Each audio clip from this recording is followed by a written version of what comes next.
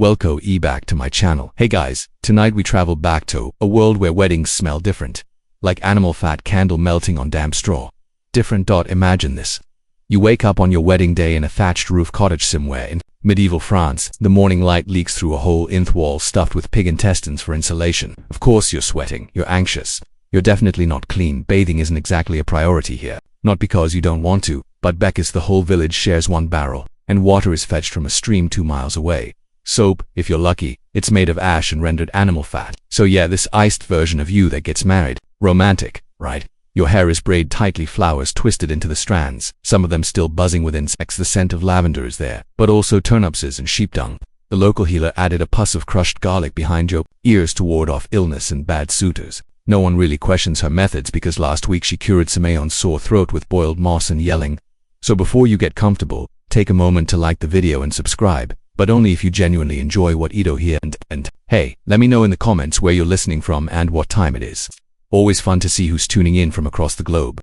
Now, dim the lights, maybe turn on a fan for that soft background hum, and let's ease into tonight's journey. Together, you shuffle outside, heart pounding, where a loose gathering of neighbors stands waiting, most of whom are also related to you in some legally ambiguous way. The priest has a lazy eye and smells of stale. He's holding a leather-bound book that's less Bible and more family ledger.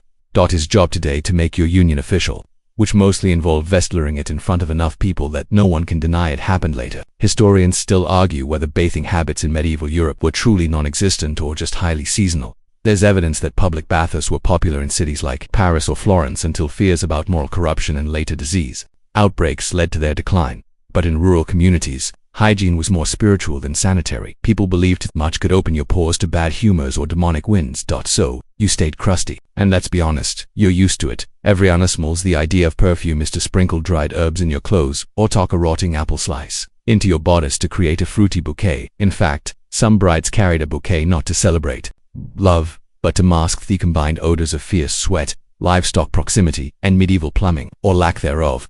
Your fiancé, he's already waiting outside, flanked by his brothers, all of whom are armed for some reason. He hasn't bathed either. His beard is braided with what looks like a fishbone. He grins. You nod. It's love. And yet, there's something oddly beautiful about this moment. The village stops. The geese stop honking. The blacksmith leans in his hammer. A baby is quiet somehow. All eyes are on you. You're about to be joined not just to a person, but to their whole family, their debt, their seasonal grain yield, and occasionally their local baron's approval. Marriage in medieval Europe wasn't just a private vow. It was a public arrangement, a social contract, and often a political move. That's why even before you say I do, your entire life has been leading up to this. Your parents have probably been negotiating this marriage for months, maybe years. They've met the groom's family. They've assessed dowries, land titles, livestock values. They've consulted their priest, their neighbors, and possibly a traveling monk with a suspiciously wide grin. One quirky tidbit, in some parts of medieval Scandinavia, the bride's family would literally check the groom's teeth before approving the union because bad teeth were considered a sign of poor health and therefore weak offspring. So yes, love was measured in Mullah's back. In the present, your ceremony begins. There's no fancy music, no rose petals, a sheeple in the background. The priest raises one hand, the clean one hopefully, and begins to speak in Latin no one fully understands. You'll repeat your vows or try to. You fumble the words. The villagers laugh gently. A kid throws a pebble. You're blushing or maybe just sunburned. And suddenly it's done. You're married. That's it. No license, no rings. Just witnesses and a vaguely coherent blessing. Some traditions even skip the priests altogether. As long as you exchanged vows in front of others, it counted.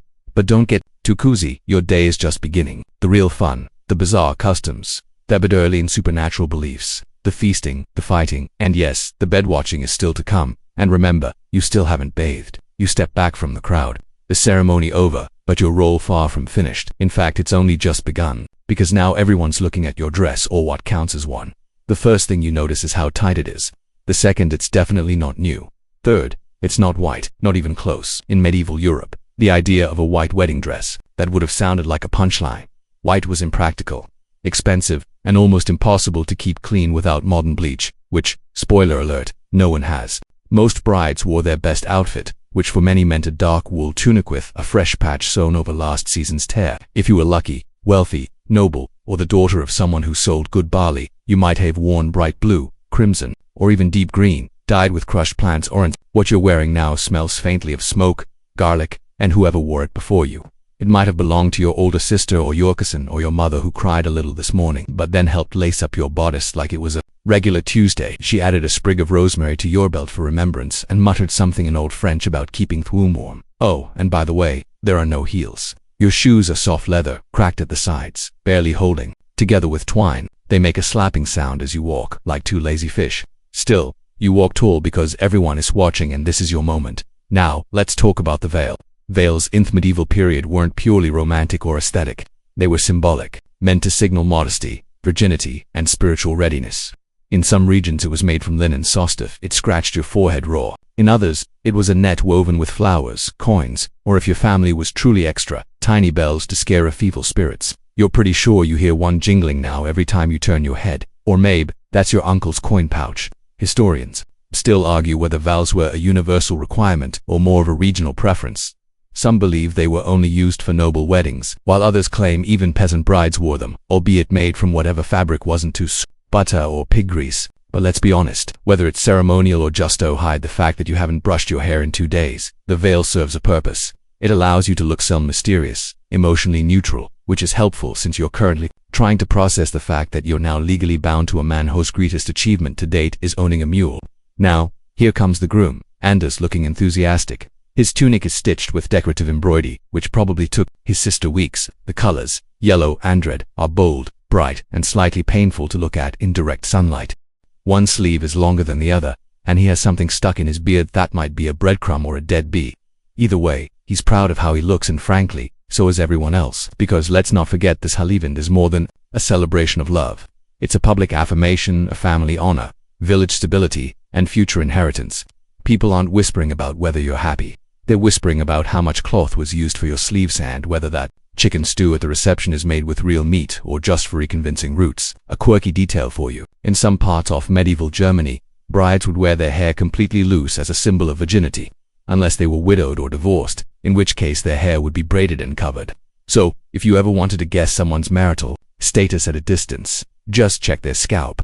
Back in your tiny churchyard, a little girl brings you a basket of bread, still warm from the oven, and places it at your feet. That's her family's contribution to the feast. You try Tausmal, but your face is already aching from holding one expression too long. A man claps your groom on the back. Another woman tosses flower petals over your heads. A chicken runs between your legs, feathers flaring. It's chaos, but in a way you notice some women giving you the look.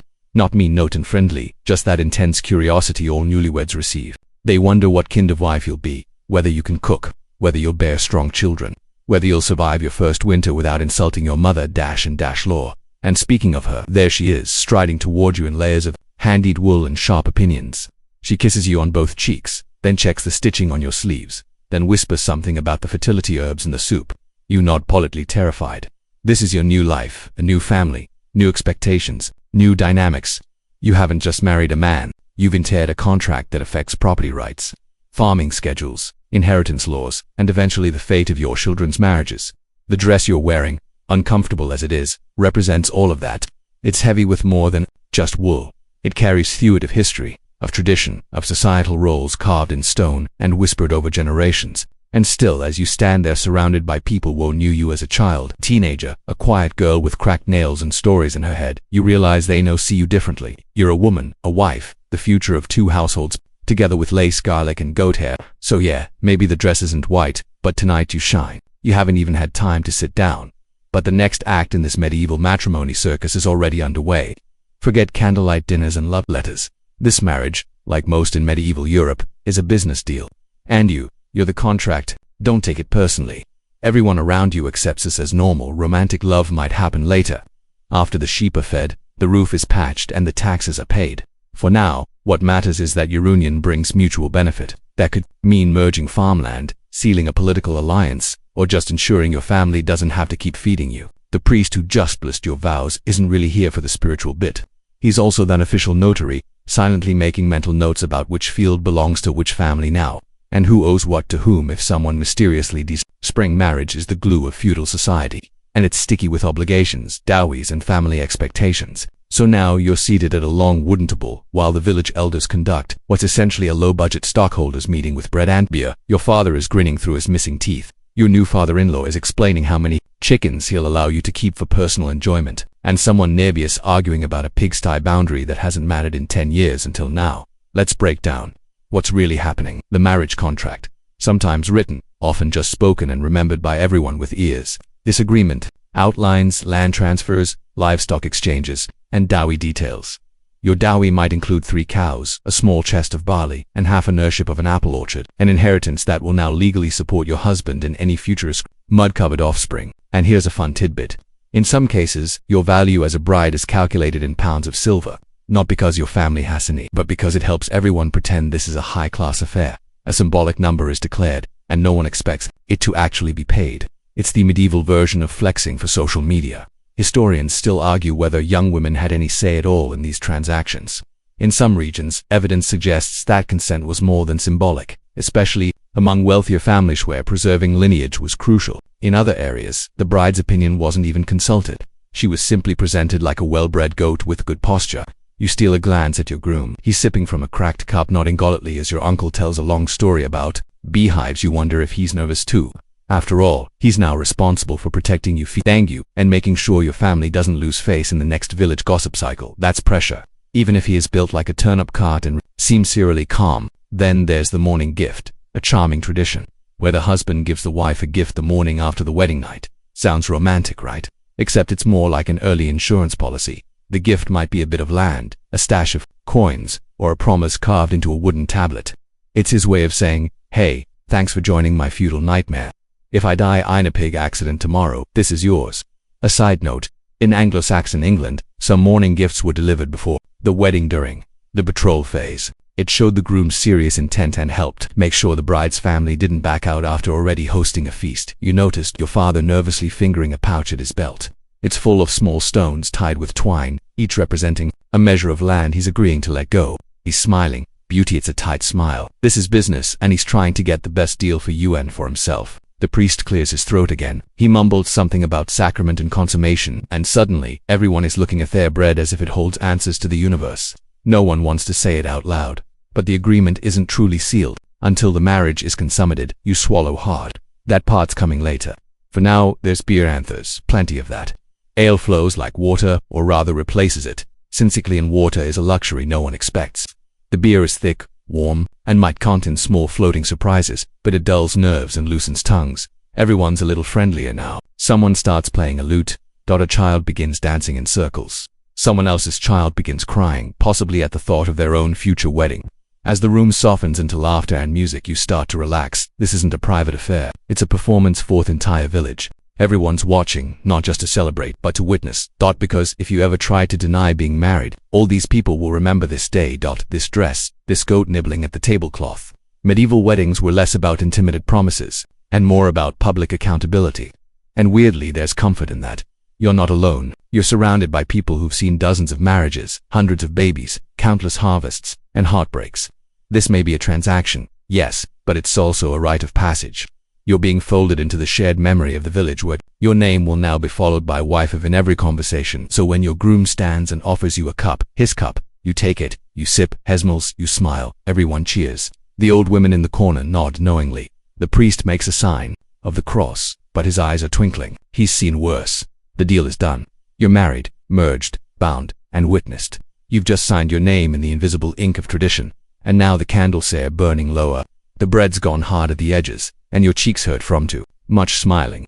You think the day is winding down until someone grabs your arm and gestures toward the doorway. It's time for the next great medieval tradition. No, not a carriage ride, not a honeymoon, not even a private moment with your new spouse. It's time for the wedding ceremony. Your eyes widen, your stomach flips. You heard rumors, everyone does. But you hoped maybe it wouldn't happen to you. Too bad, because this is Europe in the 14th century, and your wedding night isn't a night at all. It's a public ritual with the subtlety of a parade and the intimacy of a county fair. In some regions of medieval Europe, the newlyweds were escorted to their marital bed in a procession that involved music, torches, drunken shouting, and yes, witnesses. Lots of witnesses. You don't walk to Thebes, you'll lead. Sometimes gently, sometimes laughingly shoved. Your groom is pulled along too, his tunic half untied, a flower crown askew on his forehead. He looks as terrified as you feel. Someone somewhere starts singing a song that should definitely not be sung in front of your grandmother, but she's luring everyone is. Let's be clear. The wedding didn't always mean what you think it means. Depending on where and when you were, it could be symbolic, just tucking you both into bed while everyone shouts advice from the doorway. Other times it was more direct. In parts of France and Germany, it was customary for a small group of female relatives to undress the bride and physically place her in bed, while male relatives did the same for the groom. Then they'd toast you, toss petals or grain for fertility, and file out, leaving behind exactly one candle and a troubling silence. A quirky detail from 12th century Scotland. Sometimes a stranger was chosen to spend the first night in the same room, lying fully clothed between the couple to supervise and make sure things stayed appropriate or didn't, depending on your perspective. Historians still argue whether consummation ceremonies were truly observed as legal requirements across Europe or if they were more theatrical in nature. Like a village-wide wink Thatevarian agreed to participate in, even if no one really wanted. 2. Some regions viewed it as vital for the legitimacy of the marriage. Others were content with a loud boozy walk to the bedroom and a slammed door. Tonight in your world it's more ritual than invasion. You're wrapped in a woolen sheet, led up a creaking ladder to the loft, and placed gently onto a bed that smells of straw and old apples. Your mother-in-law fesses with the covers. Your aunt places a bowl of water by the bed. For blessings, she says, but you suspect it's for nerves. The priest mercifully downstairs. Then comes the kicker, the witness sheet. In some cultures, a piece of plain white linen is placed beneath the bride to catch proof of consummation, a practice soaked in both literal and metaphorical discomfort in certain noble houses. This sheet was inspected the next morning and displayed as evidence of purity and legitimacy. Yes, displayed on a line like laundry, which is arguably what it becomes. You've heard rumors that some families fake the sheet. A pinprick here, a spot of sheep's blood there. In desperate cases, a previously used sheet from a more successful cousin. Historians still debate how often this happened, but the fact that people thought to plan it says a lot about the pressure and scrutiny brides faced. Yorgrim sits beside you now. There's a strange stillness in the room, only the flickering of the candle, the far-off sound of a lute still strumming downstairs. You're both nervous, of course. Who wouldn't be? This isn't about passion. This is about performance, about expectations and roles, and an entire village that just shouted you into amatress. The fire crackles. He leans in and whispers something sweet, awkward, unsure. You exhale. The world shrinks to just the two of you for a moment. The bed cracks as you shift beneath the weight of the night and the future. You don't know if you'll love this man, but you know that somehow you're both inside a tradition much bigger than your own feelings. Then the candle is snuffed out. Downstairs they're still drinking Becky's while you're upstairs being silently evaluated by fate and folklore. The party rages on. It's part of the ceremony. Laughter, dancing, spladale. The guests pretend not to speculate about what's happening. Above them, beauty, of course they are. That's half the entertainment, and tomorrow there will be talk, always talk. In some households a breakfast is held specifically to discuss the newlyweds' first night. In others it's considered rude to mention it, unless the marriage needs to be annulled, in which case everyone suddenly remembers everything in vivid detail. You thankfully are spared that fate, at least for now. You're wrapped in wool, in silence. In 1,000 years of marital expectations, the bedding ceremony is over, and in the eyes of your village, your church, and your ancestors, your marriage is now complete. Whether or not you feel complete, well, that's a question for another night. The rooster hasn't even crowed yet, but the gossip is already up and you blink awake in a haze of scratchy wool, faint candle smoke and straw poking you in places straw should never be. You can already hear voices downstairs. Laughter, clattering mugs, footsteps on cold stone. Because now comes the second test of marriage and has nothing to do with love. It's about proof that you were, let's say, pure before the wedding and that the marriage was physically sealed. The term everyone's whispering is virginity, but you're trying not to think about it too hard because now your sheets might be the center of attention, literally.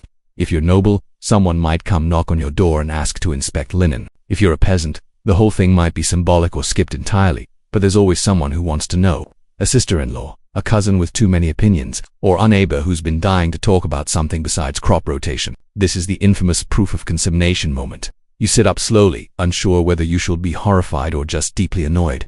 And let's be honest, even if there is Amric on the sheet, what does that actually prove? Historians still argue whether this proof was truly trusted or just a performance to keep rumors at bay.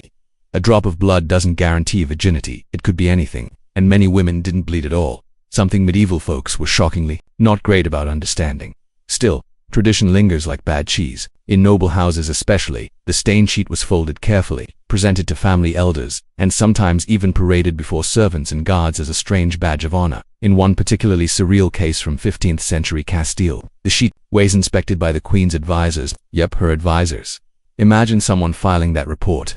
Your family, thankfully, is less dramatic. No one barges in. But your mother-in-law leaves a pot of warm barley broth outside the door for strength and says nothing about the linen, which frankly are grateful for. You glance at your new husband. He's still snoring, arm flopped over his foes, looking like a very satisfied turnip. There's something oddly comforting about that. Maybe this won't be so bad. Downstairs, the mood has already shifted. The feasting last night was fun, sure, but now it's time to move from celebration to evaluation. People are murmuring about what kind of wife you'll be. Will you wake early to tend the hearth? Can you sew? Do you know how to make a goose last through Lent? You pull on your gown, still creased from being shoved into a chest last week, and tiptoe downstairs, and there it is. That look from the older women, a sly smile, a knowing nod, and from the younger ones, a wide-eyed curiosity that makes you want to disappear into the floorboards. But no one says anything directly because the real scrutiny isn't about sheets or blushing. It's about your status. If you're a virgin bride, your marriage is considered sacred, clean, almost mystical. People treat you like a vessel of divine approval. If you're innate, things get more complicated. In medieval England, there was even a custom where the bride would wear her hair loose and uncovered. If she was a virgin and braided with a veil, if not, talk about public pressure. You imagine walking into your wedding with your hairstyle already, doing off-talking, quirky detail time. In parts of Hungary and Bohemia, there was a ritual called the hair covering or bonnet ceremony where the bride's maiden wreath was removed after consummation and replaced with a married woman's head covering, usually a scarf or cap. This public transformation was witnessed by other women and marked your new identity. No pressure, right? You step outside into the pale light. The village is stirring. The chickens look unimpressed by your milestone. The baker gives you a loaf with an extra crusty end, maybe his version of congratulations. Someone hands you a small clay pot of phony and says, "It's for later." You don't ask what they mean. Historians still debate whether these rituals were uniformly practiced or whether they were more like folklore, shared more in story than in action. Some believe that in tight-knit villages, most of these customs were performative. The real proof of marriage wasn't in linens or hairstyles, but in how you lived together. Could you work side by side, feed each other, avoid starting a feud with in-laws? You re-enter the cottage and find your husband sitting up, hair flattened, tune-side, looking lost without his boots. He offers a weak smile.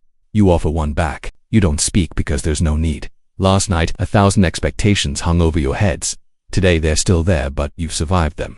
Later, when no one is watching, you quietly wash the sheet in the stream behind the cottage. You don't know if anyone would have checked it. You don't care. The water is cold, but the ritual is yours now. Silent, personal.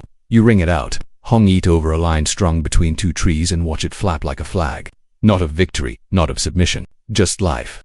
Strange, prickly, and undeniably medieval. And back in the cottage, the barley broth is still warm. The barley broth is gone now, warm, filling, and juligrity. But you barely notice because today you're not just annually wed, you're about to become a bystander in one of medieval Europe's oddest marriage rituals, marrying a puppet. Okay, technically you aren't doing the puppet marriage thing, but someone nearby is. And yes, it's exactly as bizarre as it sounds. You've been invited along, with half the village towardness, a land agreement. Not a marriage exactly, but something just as binding. The local Baron Stewart is here wearing 3 different belts and a feather. That seems to be threatening a bird-related lawsuit.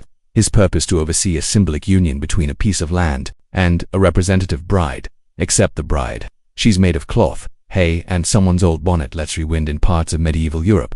Particularly among landowners and nobles, marriage ceremonies weren't always about people. Sometimes they were metaphors, like when a man would marry a plot of land or a feudal title symbolized by a female doll or effigy.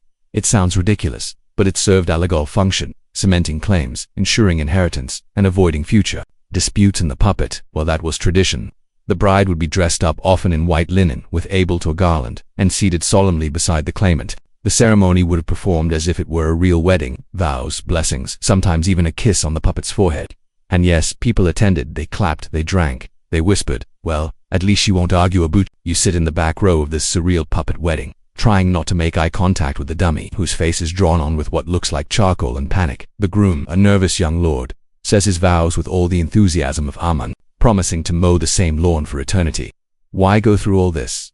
Because feudal law wasn't just about contracts, it was about public performance. Iverion saw it. They couldn't deny it happened. That puppet bride may not breathe, but she carries the legal weight of a live one. After all, land doesn't speak but tradition. Oh, it shouts. And believe it or not, this isn't the only time puppets crashed a wedding. In certain Italian city-states proxy, marriages were a regular practice, especially for noble families arranging cross-border alliances. If the bride couldn't travel safely, Astenden would appear in her place, sometimes with a doll or portrait held in her stead. One ambassador even went so far as to lift the veil on a velvet painting before announcing the vows. The crowd applauded, Anyway, historians still argue whether these symbolic unions were meant to replace real intimacy or merely bridge the logistical gaps in courtly politics. What's clear is that in many cases the marriage wasn't considered fully valid until the couple met in person, and the marriage was, yes, consummate, which meant you could technically be married to someone for weeks, even months, bare ever setting eyes on them. Back in your village, the ceremony ends with asmal cheer.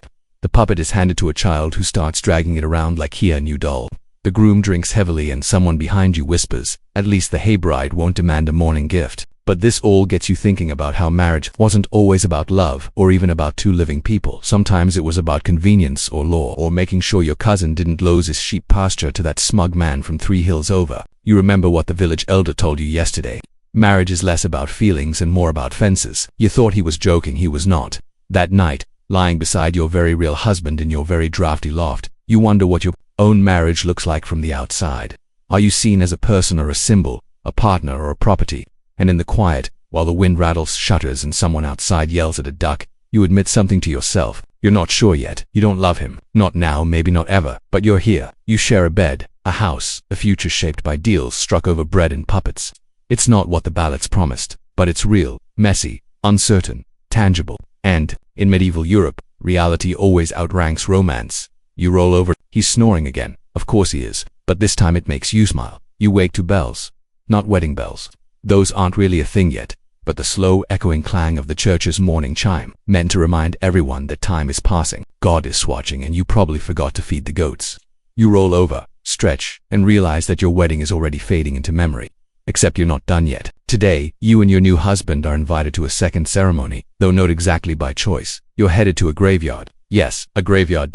Because in many parts of medieval Europe, especially in smaller towns or when churches were overcrowded, some couples were married on top of the dead. You step outside, blinking in the sunlight, the village is buzzing. You'd think the wedding excitement would have died down, but no. Today the baker's daughter and Thecabula's son are tying the knot, and they've chosen to do it on sacred, the kind that comes with tombstones, not stained glass. You trail behind a line of villagers heading uphill to the small chapel that crowns the burial site. The air smells like earth, crushed thyme, and something slightly acidic. That might be goat pee. The chapel is locked, and everyone knows why. The priest says it's too small to hold everyone, and not the season, to be tracking in mud. So instead, they set up a makeshift altar in the corner of the graveyard, right beside a very chatty raven. Now this might seem disrespectful, getting married while literally standing in someone's uncle, but back then, it was actually honoring the dead. Being wed on hallowed ground, even outdoors, was believed to offer divine protection. It also saved money. Hosting your ceremony in the cemetery meant no church rental, no decorative upkeep, and far fewer people fainting from incense. You watch the couple approach the altar. The bride's veil is caught on a crooked headstone. The groom trips slightly on a moss-covered plaque. Someone behind you whispers, "Better to trip now than in the marriage." Old superstitions are alive and well, and here's a quirky detail. In parts of the Holy Roman Empire, it wasn't uncommon to hold a wedding in a bone chapel. Yes, a room decoratory with human skulls and femurs. The logic memento mori, remember death. A symbolic reminder that marriage, like life, is fleeting and probably full of weird smells.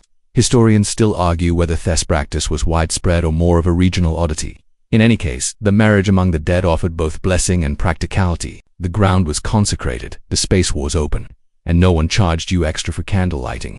As the couple exchanges vows, the wind picks up, leaves scatter across names carved centuries ago. Someone starts humming a hymn, and despite the setting, it's peaceful. Now there's no echoing stone ceilings, just sky, prayer, and the whisper of Eternit Yunderfoot. You wonder if they'll mark this as a happy memory, or if it will always feel strange. But maybe in this world, strangest is part of the charm. Nothing about marriage here is simple. Not the contracts, not the traditions, not the graveyard vows. Back in your own life, you and your husband wander through the old stones, pointing out funny names and speculating which ancestor would have disapproved of your wedding dress. A raven lands nearby, stares at you, then flies off like it's seen this whole thing before, and maybe it has. Later that afternoon, you hear about another couple, married by moonlight simply because the village priest was too drunk to do it during the day, or maybe he was hungover from your wedding feast. Either way, the ceremony happened under starlight near a shrine at the edge of the woods. Half the guests thought it was romantic. The other half thought it invited men. Both might be right. You're learning something with each passing day of married life. Medieval love isn't about softness, it's about survey. It bends with weather, with gossip, with the availability of barley and priests. You don't get perfection. You get what's possible, and you celebrate that, even if it means exchanging rings next to someone's grandfather's grave. So tonight, when you light a single beeswax candle and sit on your creaky wooden stool. You think back to the couple in the graveyard. You wonder if they're still in their wedding clothes, brushing dirt from their sleeves, laughing nervously, or if they're just relieved it's over. Because sometimes getting married in medieval Europe didn't mean entering a dream. It meant getting through a very weird day with your sanity intact. You don't know it yet, but you and your husband are about to be forbidden from attending another wedding. Not because you threw bread at Sumianya danced too enthusiastically during the lute solo, though that's not out of the question. No, you're about to discover that in medieval Europe, not everyone was allowed to get married, and the reasons were often as tangled as your cousin's embroidery thread. It starts with a heated discussion outside the church. Two women are arguing quietly but intensely about whether a young couple in the village can go through with their planned wedding. The issue: spiritual kinship. You blink. Spiritual what? A local widow explains it to you in her usual cheerful but terrifying tone. They can't marry. His godmother is her father's cousin's wife. You nod like that makes sense. It doesn't, but now you're curious. You soon learn that in the medieval mindset, blood was only part of the equation. Yes, marrying your cousin was frowned upon, sometimes even prohibited, but that church's rules extended far beyond biology. They also banned marriages between people who were related through godparenthood or even shared milk nurses. That's right. If two babies were nursed by the same wet nurse, they could be spiritually related, effectively siblings in the eyes of the and siblings don't marry. Even if you haven't seen each other since infancy, even if you live on opposite ends of the forest, even if you just discovered it from your great-aunt Ethelred 5 minutes before the ceremony, historians still argue whether these bans were actually enforced or simply threatened as a means of control. Ecclesiastical law often took these relationships very seriously. In fact, marriages found to violate canonical degrees of consanguinity could be annulled years later, even after children were born. Imagine going about your life for a decade, only to find out your marriage was technically invalid because of something that happened during a baptism you don't remember. One quirky example. In parts of France, godparents were sometimes assigned on the spot if the original ones didn't show up and if the priest forgot to write it down. Well, later on things could get awkward when someone tried to marry their mystery spiritual cousin. The rules varied by time and region. At one point, the church banned marriages within 7 degrees of kinship, a number so sprawling it could include half the village. Eventually, the Fourth Lateran Council of 1215 reduced this to 4 degrees, which still included distant cousins and made things a logistical headache for matchmakers and priests alike. Of course, enforcement tipped on your social class. The higher up you were, the more paperwork existed to prove or disprove your familiarity. Nobles had to watch their alliances carefully, but peasants, well, unless someone really wanted to challenge your marriage. Most people didn't bother calculating out your shared ancestry back to that one shepherd on your mother's side. Back in the village, the priest is furrowing his brow. He has an ink-stained ledger in a memory like a sieve. He thinks he baptized both the bride and the groom, but he's not sure who held baby went. The bride's aunt is now insisting she stood in as a godparent on rainy day when the actual godfather was too hungover to make it. Your head hurts still. You find it fascinating. You'd always assumed marriage was simple. Two people liked each other or were forced into a contract, said some vows, shared a meal, and then argue about goats for the next 40 years. But now you realize it's more like dodge invisible tripwires. Social, legal, spiritual, all set by centuries of layered tradition and doctrine. And it doesn't stop there. In some regions, if your spouse's sibling died and you were both unmarried, people might expect you to marry the surviving sibling even if you were already spiritually related. Logic didn't always win. You walk past the would-be bride. She's holding wildflowers, looking utterly confused. The groom's wiping his hands on his tunic like he just milked a cow that insulted his mother. A priest for now makes a decision. The wedding is off. Not permanently, but for now, until he can consult the bishop or maybe a particularly clever monk. It's disappointing, yes, but it's also very medieval. Marriage in this world isn't about feeling ready or being in love. It's about fitting into a complex web of laws, blessings, and social expectations that stretch far beyond your cottage door. Later, as you sit by the hearth with your husband, eating soup that's mostly turnip and mystery herbs, you ask him, "I've known checked your records before your wedding." He shrugs. "Probably not," he says. "Too many chickens in the way." You both laugh, but inside wonder, what is the exact relationship between your grandmother and that woman who gave you a goose last year? Maybe it's best not to ask. The goose woman incident fades into memory, mostly because another wedding is already underway, and this one is loud enough to make the hills blush. You and your husband are invited. Though invited in medieval Europe often just means you heard drums and followed the noise. This one's different. Not just because it's the mayor's third son and everyone knows he has a flair for the dramatic, but because this wedding is less of a ceremony and more of an endurance event. 4 full days of celebration, 3 separate meals a day, and a nugget to pickle a monastery. This is not your average medieval union. You arrive halfway through day 2, and the bride already looks like she needs to lie down. Her cheeks are flushed, her gown astir with wine, and someone has laced a live pigeon into her floral crown. It's unclear whether that was intentional. This is what they call a multi-day marriage feast, a tradition that, while most common among the wealthy, summertime trickled down to anyone with enough savings and ambition to pull it off. Weddings were one of the few times in a medieval peasant's life where food was abundant, drink flowed freely, and nobody could yell at you for skipping work. You soon find yourself pulled into a long wooden hall that smells like roasting meat, sweat, wet dog, and happiness. A harpist is playing something lively. A child is chasing a goose in circles under the table, possibly related to the earlier goose. And someone is serving what looks like bread pudding made with turnips, as you're not sure if it's good, but you eat 3 helpings anyway. But her real heart of the celebration isn't the food, it's the dancing, and not the elegant courtly kind you've read about in romances. No, this is mud sloshing. The thumping someone's shoe flew off dancing. It lasts for hours. You are dragged in. You try to resist. You fail. Your dress is too long. Your shoes errated loose and the barn floor is damp. Still, you manage a few twirls before Samin slams into your side and you nearly crash into the stew pot. Everyone cheers. Apparently that's part of the choreography. And here's where the fashion choices make things worse. You're wearing 8 of wool in July because that's what's expected. Because being sweaty and dignified is better than being cool and scandalous. You're now 90% perspiration and 10% barley bread. One guest faints from heat. Another drinks too much and begins reciting terrible poetry about cabbage. A third declares he's going to joust someone over a spilled drink despite the fact that he has no horse and only one functional boot.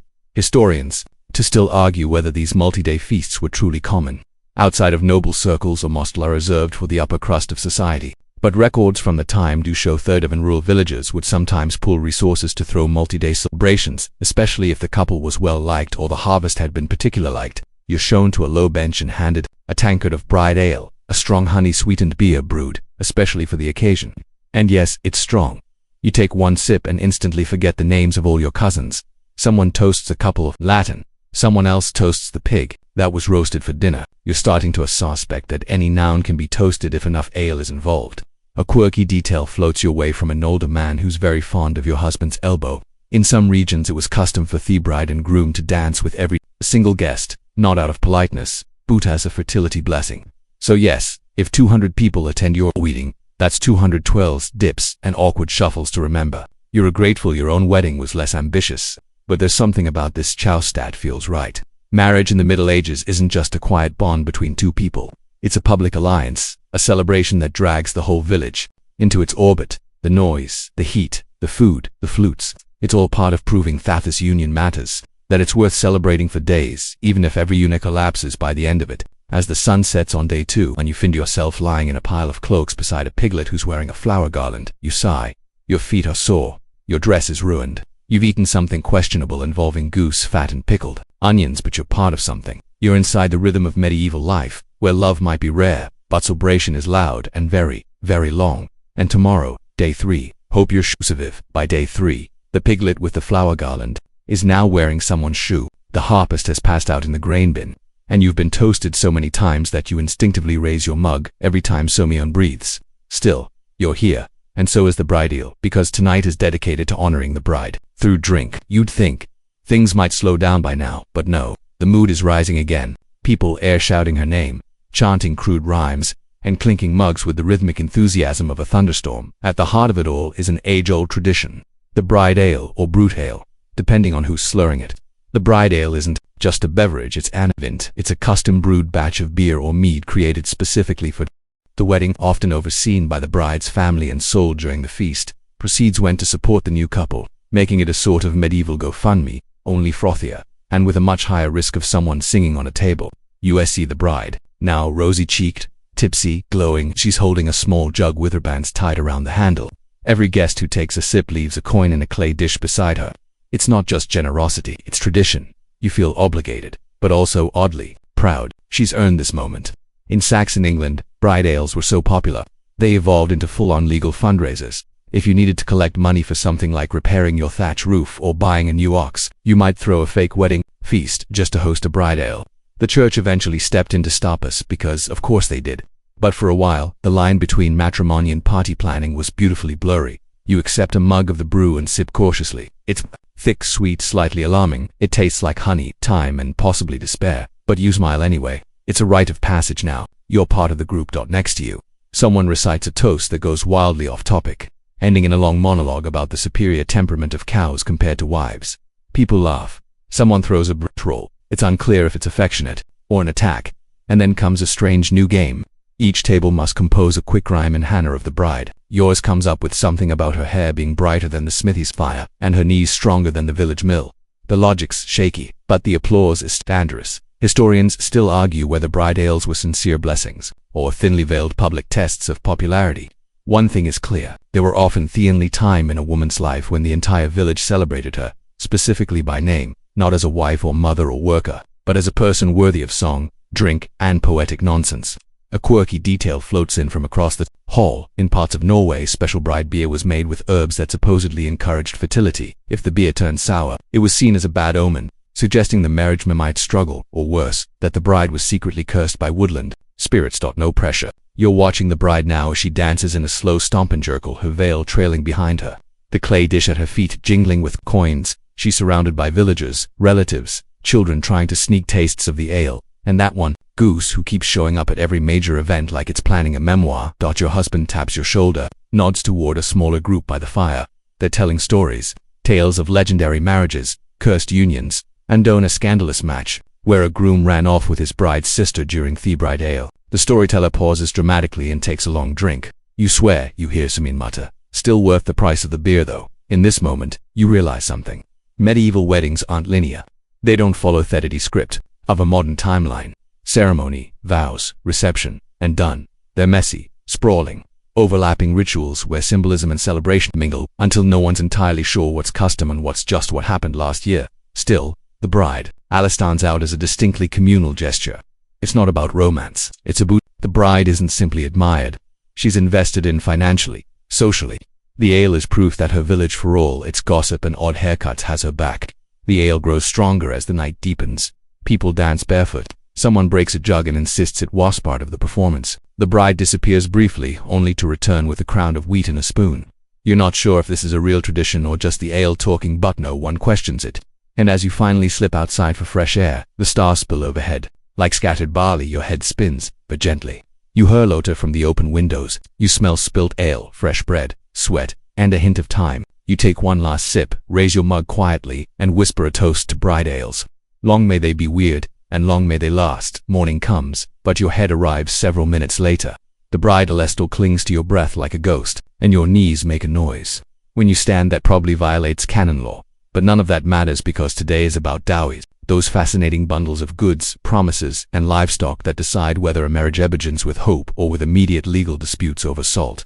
Your husband is already outside talking with your father, who looks suspicious, like he's bartering. And he is not over you anymore. You're already signed, sealed, and slightly rumpled, but over the details of what your marriage brought with it. Because in medieval Europe, a wedding wasn't just between two people, it was between two economic portfolios. A dowry could be anything: land, animals, silver coins, even something as unglamorous as a barrel of salted fish. Your own dowry included a wooden chest, 2 goats, a winter cloak, and thurites, 2 grays for sheep on your family's pasture during Lent. That last bit sounded generous until you realized your husband doesn't even own sheep. So no, it's just theoretical generosity. Today though, you're watching the other bride, the mayor's niece, receive her wedding diary in front of the whole village. It's a public ritual, complete with ceremonial handing over of items. The priest mutters something about the sanctity of grain. You try to look solemn while else wondering how old that wheel of cheese is. Her dowry is impressive. 2 fine cloaks, furland, a chest of dried herbs, a jar of imported cinnamon, and wait for it, a small patch of forest. Not for cutting trees, but for gathering mushrooms and hunting the occasional rabbit. That's a very good sign if marriage is an alliance. Then this one just added some serious woodland leverage. A quirky side note: in some medieval religions, salt was such a precious commodity that it was accepted as dowry payment. A bride might bring several sacks of it, each sealed with wax and marked with her family's emblem. In places where winters were harsh, salt equaled survival and thus value. Historians still debate whether dowries empowered women or just commodified them further. On one hand, dowries gave a bride a financial stake in the marriage, which could offer her some leverage, especially if the agreement stated that the dowry must be returned if the husband did or ran off with a traveling lute player. On the other hand, the expectation to provide a dowry put pressure on poor families and often determined whether a girl would marry at all. In some extreme cases, fathers sent daughters to convents simply because they couldn't afford the required payment for a respectable marriage. Other girls were married off very young because a good dowry offer came and their family couldn't afford to wait. It's not so much romance as it is timing, property, and goats. Back in the square, there's mild drama that one of the mayor's Nick's dowry cows has wandered off. Children are dispatched. Someone yells, "Check near the cider barrels." Because of course a cow would go there. You watch the groom carefully inspect the cloak lining, perhaps checking for moths or just pretending to know how to value fur. The priest steps forward and makes the sign of the cross over the chest of herbs. People murmur it's unclear if it's for blessing or just to keep the garlic from rolling out. And then it's over. The items are handed off, witnessed, and now belong to the new household. If the marriage falls apart, these goods might become evidence in a village tribunal. If it thrives, they'll become family heirlooms whispered about over fires as your grandmother's cloak or that rabbit patch where we caught nothing but fleas. That night, your own dowie chest sits at the foot of your bed. It's not fancy. The wood is cracked in places, and one hinge cacks like it's being haunted by a disappointed carpenter, but it's yours. You lift the lid and run your fingers over the folded cloak, the jar of dried peas, the soap you still haven't used, and the small bag of salted with twine. There's even a tiny wooden comb shaped like a bird with one wing shorter than the other.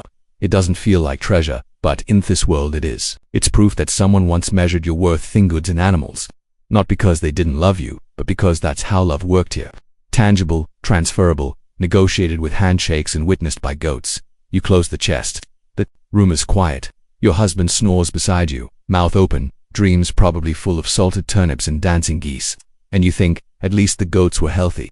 The goats were in fact very healthy, which is good because one of them is now staring at you through the open door like it expects breakfast and an apology.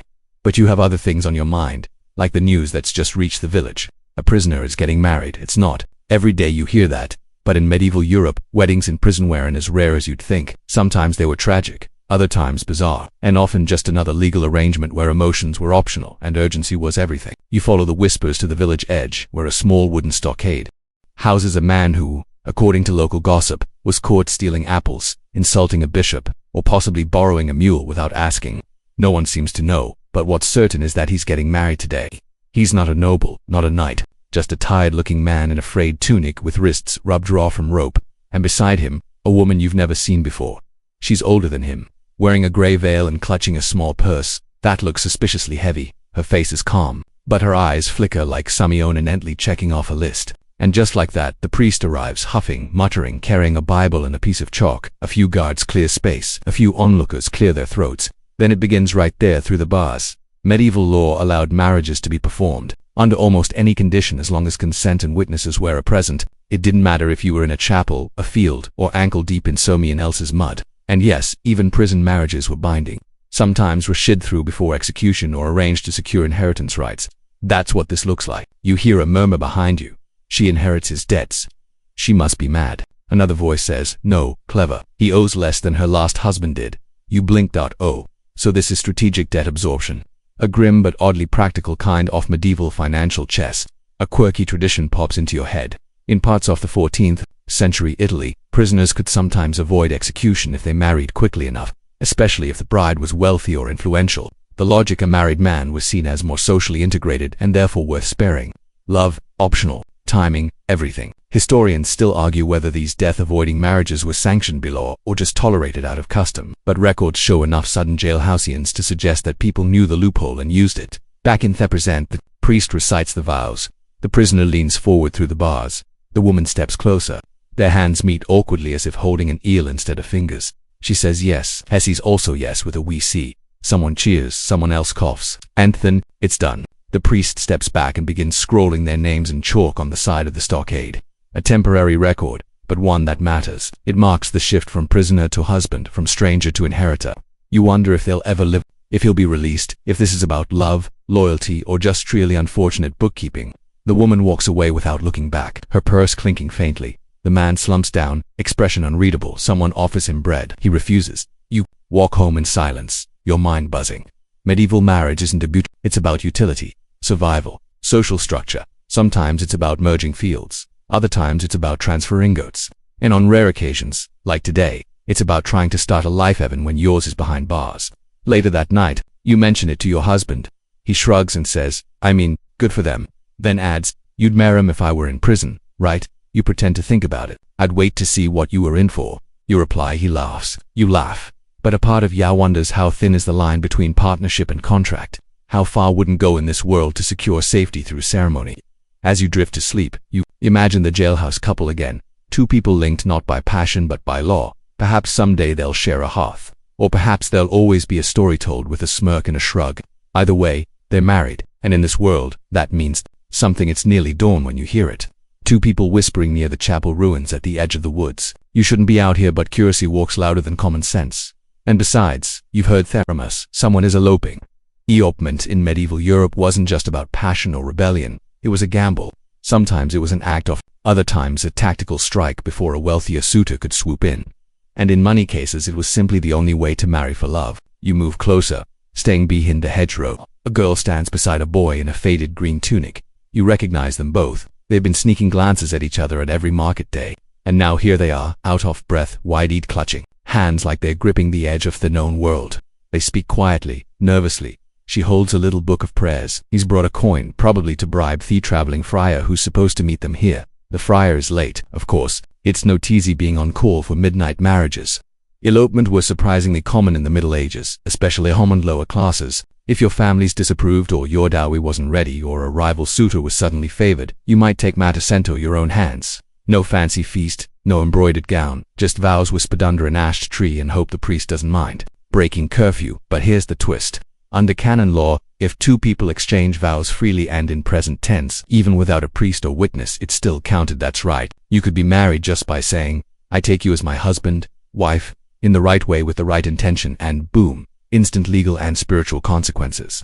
Historians still argue whether these clandestine marriages were encouraged, tolerated, or outright despised by the church. Officially, priests were supposed to discourage them, but in practice, enforcement was spotty at best, especially if the couple had already, let's say, pre-celebrated the honeymoon. You crouch lower as another figure emerges, hooded, hunched, muttering Latin under his breath. The friar looks like he'd rather be anywhere else, but he opens his book, sigh deeply, and beckons the right. The boy speaks first. His voice cracks. The girl squeezes his hand. When it's her turn, she nearly whispers, "Yes," but it still echoes like a bell. No one claps, no one throws petals. The only witness is the moonlight. And well, you hiding behind a bush wrapped in your cloak and moral uncertainty. The friar mumbles a blessing. The couple kisses briefly, awkwardly, and then vanishes into the trees, probably heading for a borrowed hearth or an aunt's cottage across the river. Tomorrow, people will wonder where they've gone. By the time they're found, they'll already be husband and wife. You stay behind for a moment, letting the silence settle. There's something stirring about it. No fist, no priest, no dowry, just two people saying yes to each other. But there are risks. If the girl's family contests the union, they could drag her and try to annul it, especially if it was unconsummated. If the boy turns out to be a liar or disappears, she might be branded as impure even though the vows were real in some regions. Girls were hidden for 40 days after eloping, just in case someone tried to snatch them back before marriage was legally protected. That's right, you'd have to play medieval hide-and-seek until the clock ran out on the innomant window. A quirky tidbit. In parts of England and Wales, couples sometimes jumped over a broomstick as a symbolic gesture of crossing into married life. No, it wasn't just a myth. It was cheap, fast, and symbolic. And for those too poor or too afraid to find a priest, it got their job done, at least in the court of public opinion. You walk home slowly, watching the stars blink out one by one. The village is still asleep. No one saw what you saw. No one knows that another marriage has joined the tangled web of love, property, and whispered secrets. Back in your cottage, your husband's still asleep. You lie beside him, not touching but not far. You wonder if the two of you had been forbidden to marry. Would you have run through the woods at dawn? Would he have waited by the ash tree? It's hard to say. Your marriage began with arrangements, goats, barley broth. But somehow slowly it's turning into something quieter, warmer. Not everyone gets a feast. Not everyone wants one. Sometimes just saying "I choose you," even if no one else hears it, is the brave-skinned vow there is. The next morning is uneventful until someone gets kidnapped. You're sipping broth by the hearth when the shouting begins. A crowd gathers near the edge of the village where three men, laughing, slightly drunk, and very proud of themselves, are hauling a struggling girl across the road. She's kicking butt, not too hard. Her veil is crooked. Her cousin is waving a stick, like a sword, and no one looks alarmed because this strange lineup is normal. You've stumbled into a tradition still alive in many medieval regions, the mock bride abduction, or as the locals like to call it, the customary screaming. And yes, it's exactly what it sounds like. The idea is simple. The bride is stolen from her family before the wedding, usually by the groom and his friends. She's dragged, carried, or coaxed away in a chaotic parade full of shouting, giggling, and the occasional flying shoe. Sometimes their family fights back, brandishing sticks, or throwing bread rolls. It's all in fun, or so they insist. You watch as the kidnappers hoist their bride into a wooden cart filled with straw. One trips over a turnip. Their bride rolls her eyes, but lets herself be jostled along, her veil flapping like a battle flag. The groom is nowhere in sight. He's waiting at the meeting point, probably nervously polishing his boots and wondering if this counts as foreplay, a quirky note for your mental scrapbook.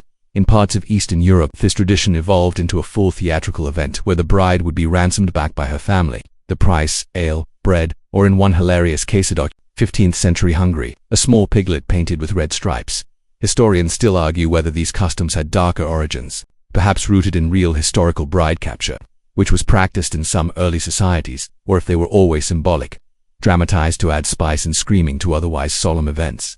Back in your village, the parade has reached the green. Children follow behind with sticks, imitating the groom's warrior fronts. The bride's mother throws a handful of peas for luck. And finally, the bride is handed off ceremoniously, almost reverently, to the groom. She straightens her gown. He bows awkwardly. They smile, and suddenly it feels real. You turn to your neighbor, a woman with more eyebrow than patience, and ask, do they always do this? She snorts, no, always, just when they like each other. It makes sense. In a world where so many marriages are arranged, negotiated, or practically forced, a fake abduction becomes a weird, loud way of saying, we chose this, or at least we're okay with this. And for the bride, it's often her last moment of freedom, before she becomes a wife, a mother, a name attached to someone else's field or goat count. She gets to laugh, struggle, and play the heroine in her own story, even if it's muddy and full of beetles. Later that evening, you hear about another couple where the bride refused to be rescued until a groom sang a fell ballad, off-key with panpipes. He did marry him anyway. Barely. You start to think about your own wedding. No one had kidnapped you. No one threw peas, but maybe they would have if you'd smiled more, if the match had been looser, or your family less serious. You're not sure if you missed out or dodged something messy and vaguely bruising. You sit beside your husband now, sharing a hill of bread. He says, if you'd treat or run, I'd have caught you. You raise an eyebrow. You think so? He shrugs. Eventually, maybe after I fix my boot, you smile into the firelight. There's something deeply human in all this chaos. The shouting, the roleplay, the-bred missiles. Medieval weddings are often stiff ceremonial affairs. But this one moment, the pretend chase, the exaggerated drama feels oddly modern, like theater, like flirting with tradition while secretly poking fun at it. And when the bride finally steps into the church, hair tousled, cheeks red, surrounded by giggling children and out-of-breath cousins, she looks alive. Not just a figure in a contract, a person who screamed, fought, and still said yes, and that counts for something. It's late now, and the fire is down to glowing embers. Most of the guests have staggered off with aching feet, full bellies, and questionable memories. But the bride and groom aren't alone tonight. Not entirely, because perched on the edge of their bed is someone no one asked for and no one really understands. The wedding bed guest. Yes, that's a thing. You're still adjusting to your own married life, but you've already heard whispers about this curious tradition. A stranger or near stranger sleeping in the bed with the newlyweds to bring good luck, fertility, or just to supervise, depending on which version your local culture follows. Tonight, it's the groom's great-aunt Ingrid who smells strongly of onion. He's currently fluffing the straw mattress like she's about to perform surgery. No one dares question her, least of all the bride, who looks both honored and horrified. This ancient and extremely weird custom varies from place to place. In some parts of Scandinavia and the Germanic states, a bed witness, often a midwife or elder, would literally sit at the foot of the bed during the first night to confirm that the marriage had been completed. No one likes to talk about how exactly she confirmed that. Other regions had a gentler interpretation. The presence of a wise woman or even a child was thought to bless the marriage, ward off evil spirits, and ensure a strong start. The logic being, nothing kills passion quite like Aunt Ingrid aggressively knitting in the corner. You overhear someone mutter, at least she didn't bring her goose, which, given this village's track record, feels like a real possibility. A quirky example. In parts of Wales and Brittany, a female friend of the bride would share the bed for the first night, not in any romantic way, but as a comforting figure meant to ease the bride's nerves. She'd lie on one side, the groom on the other, like a human marital buffer zone. Historians still argue whether these practices were meant to preserve virtue, enforce social order, or simply given us relatives an excuse to loiter. Some even believe it came from older pagan customs, where a third party acted as a spiritual anchor, linking the couple to their community and to the land. Tonight, you watch as Ingrid pulls out a pouch of herbs, tosses a pinch into each corner of the room, and then announces for the womb. To no one in particular, the couple nods. What else can they do? The bed isn't large. The air smells like wood, smoke, sage, and fear. You imagine the three of them lying there, groom stiff as a board, bride trying not to laugh, and Ingrid softly humming a lullaby from a war she insists she won. Romance in the medieval world has a strange sense of humor. You wonder who slept in your bed that night. No one, thankfully. But your mother did peek in the door at least twice and left a candle burning to ward off winter spirits. It had the opposite effect. You barely slept for fear the place would catch fire. Still, these traditions serve a purpose. Marriage is rarely private in medieval Europe. From the feast to the dowry tooth bedding ceremony, everything is witnessed, blessed, documented, and if necessary, chaperoned. Even your most intimate moments are laced with superstition, surveillance, and community input. Later, you sit on your own bed, combing out your hair and thinking about Ingrid, about the layers of meaning packed into that cramped sleeping space. She's not just there to bother them, she's there to connect generations, to guard against whatever dark things creep between shadows and expectations. And in a world where childbirth is dangerous, disease is lurking, and food stores depend on weather and luck, a little extra blessing never hurts. A soft knock. Your husband enters holding 2 mugs of lukewarm cider and a smirk. "So, should we invite your uncle to sleep at our feet tonight?" he teases. You shake your head, only if he brings his accordion for protection. You both laugh, and for a moment you feel that strange unexpected glow. Gratitude athet in all the bizarre customs, uncomfortable beds, and mystery herbs. You somehow ended up with someone you can laugh with in the dark. The fire dims, the air cools, somewhere Aunt Ingrid is probably snoring with violent optimism. And you pull the blanket up to your chin, smile at the ceiling, and whisper, "Thank goodness no one's watching." The morning sun filters through the shutters in pale streaks, and for once you don't wake to shouting or a goat chewing the thatch. It's quiet, eerily so. That can only mean one thing: a child marriage is happening today. You rise slowly, heart heavy, because this is the part of medieval marriage that's harder to laugh about. In many parts of Europe, the law allowed children as young as 12 for girls and 14 for boys to legally marry. And yes, sometimes even younger with the right permissions and enough money exchanging hands. Today's bride is maybe 11, maybe 12. Small, quiet, and bare little enough to lift the hem of the ceremonial tunic she's wearing. The groom, 9, possibly 10, dressed in a tunic that doesn't fit with a wooden belt too big for his waist and a wreath slipping down over one ear. You stand near the edge of the crowd, unsure how to feel. It's a bright day, the kind birds like to sing on. A cart rolls past carrying sweetbread and linens. A few of the women cope softly. "How sweet," as if this is a play, not a binding legal contract. But this is binding, even if they're just children. In most cases, these marriages weren't expected to be consummated until later. The couple might live apart, grow up in different houses, or spend years married on paper before ever sharing a bed. But contract that was signed now, and the implications rippled through their entire lives. You watch as the priest stumbles through the vows, trying not to smile. The girl mumbles something, her voice barely louder than a sparrow's. The boy nods too hard and nearly knocks his wreath to the ground. Historians still argue how common these early unions were among nobility.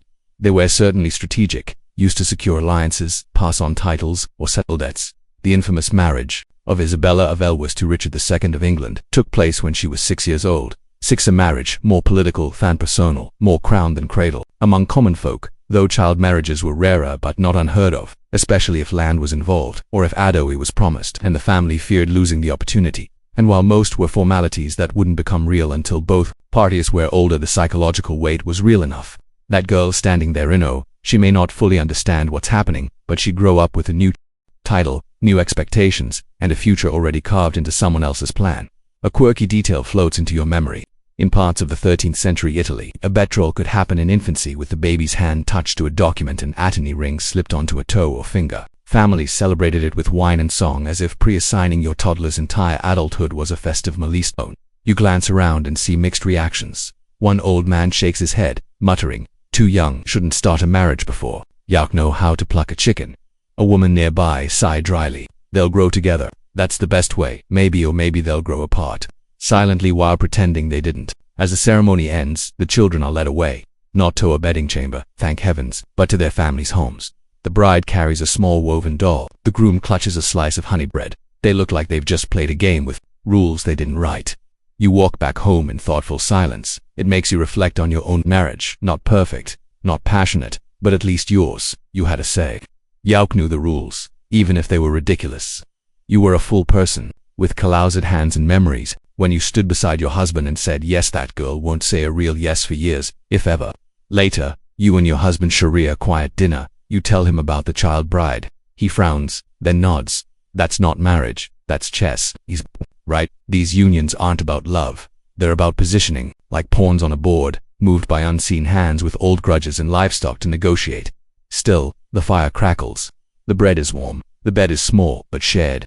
You lie down thinking of the doll in Thibrid's arms, the way she held it tighter, but she held her groom's hand. You hope when she grows she gets to keep some part of herself. No tithing should be given away just because it was offered. A sharp knock at your door breaks the morning silence. It's a messenger boy, dusty, barefoot, and clearly overpaid in barley. He holds out a scroll, sealed with beeswax and the unmistakable hasty mark of the village scribe.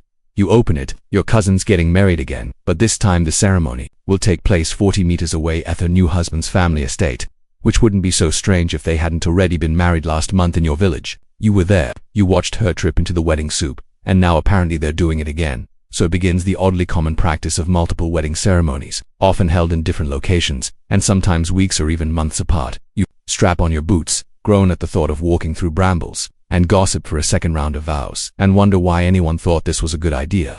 As you trudge along the muddy road, you remember what your aunt told you. One ceremony makes it binding, two makes it remembered. In medieval Europe, local custom ruled everything, and in some regions, a single wedding just wasn't enough. If a marriage involved with people from different towns, or heaven help us, different dialects, then Beth communities often insisted on hosting their own ceremony.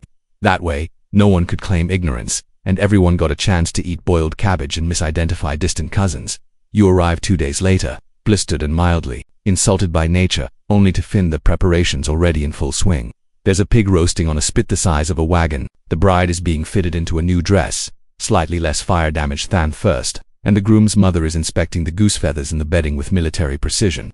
You make it just in time to hear the priest's opening line again. The Samovow's same blessings, same ceremonial bread broken over their heads like it's a stale halo. But the crowd completely different. Aunts, uncles, and neighbors who've never met are sobbing like this is the climax of a tragic ballad. One woman keeps repeating, "It's just so beautiful." Despite having only arrived 5 minutes ago, historians still argue whether repeating the ceremony to have served a legal purpose, or was simply cultural theater. In some places, a second wedding helped reinforce the alliance, reassure skeptical relatives, or provide documentation in communities where accords were optimistic at best. In noble circles, multiple ceremonious calls stretch across regions or kingdoms, often delayed by travel, war, or a really bad case of plague. And yes, there were practical reasons too. If a bride moved far from home, it was common for her family to host an initial ceremony, a farewell of sorts, before sending her off to a husbandland for the real marriage, complete with local blessings and an unfortunate feast involving suspicious sausages. A quirky tidbit. In some German regions, the Heimführung, literally home leading, was its own standalone event where the groom's family would escort the bride to a new home with music, lanterns, and occasional livestock. This could occur days after the wedding and was sometimes treated like a second celebration with more ale and frequently more injuries. Back at the estate, you're pulled into a group tasked with carrying the bride's dowry chest into the bedchamber. It's heavier than last time. Apparently they added new linens and 2 jars of goose fat, either for cooking or marital preservation, depending on who you ask. The couple looks exhausted. They smile, wave, nod at toasts, and whisper to each other in a language made mostly of sighs. You catch the bride's eye, she mouths again. You nod in sympathy. Later, ask musicians tune their fiddles and someone starts warming the leftover ale.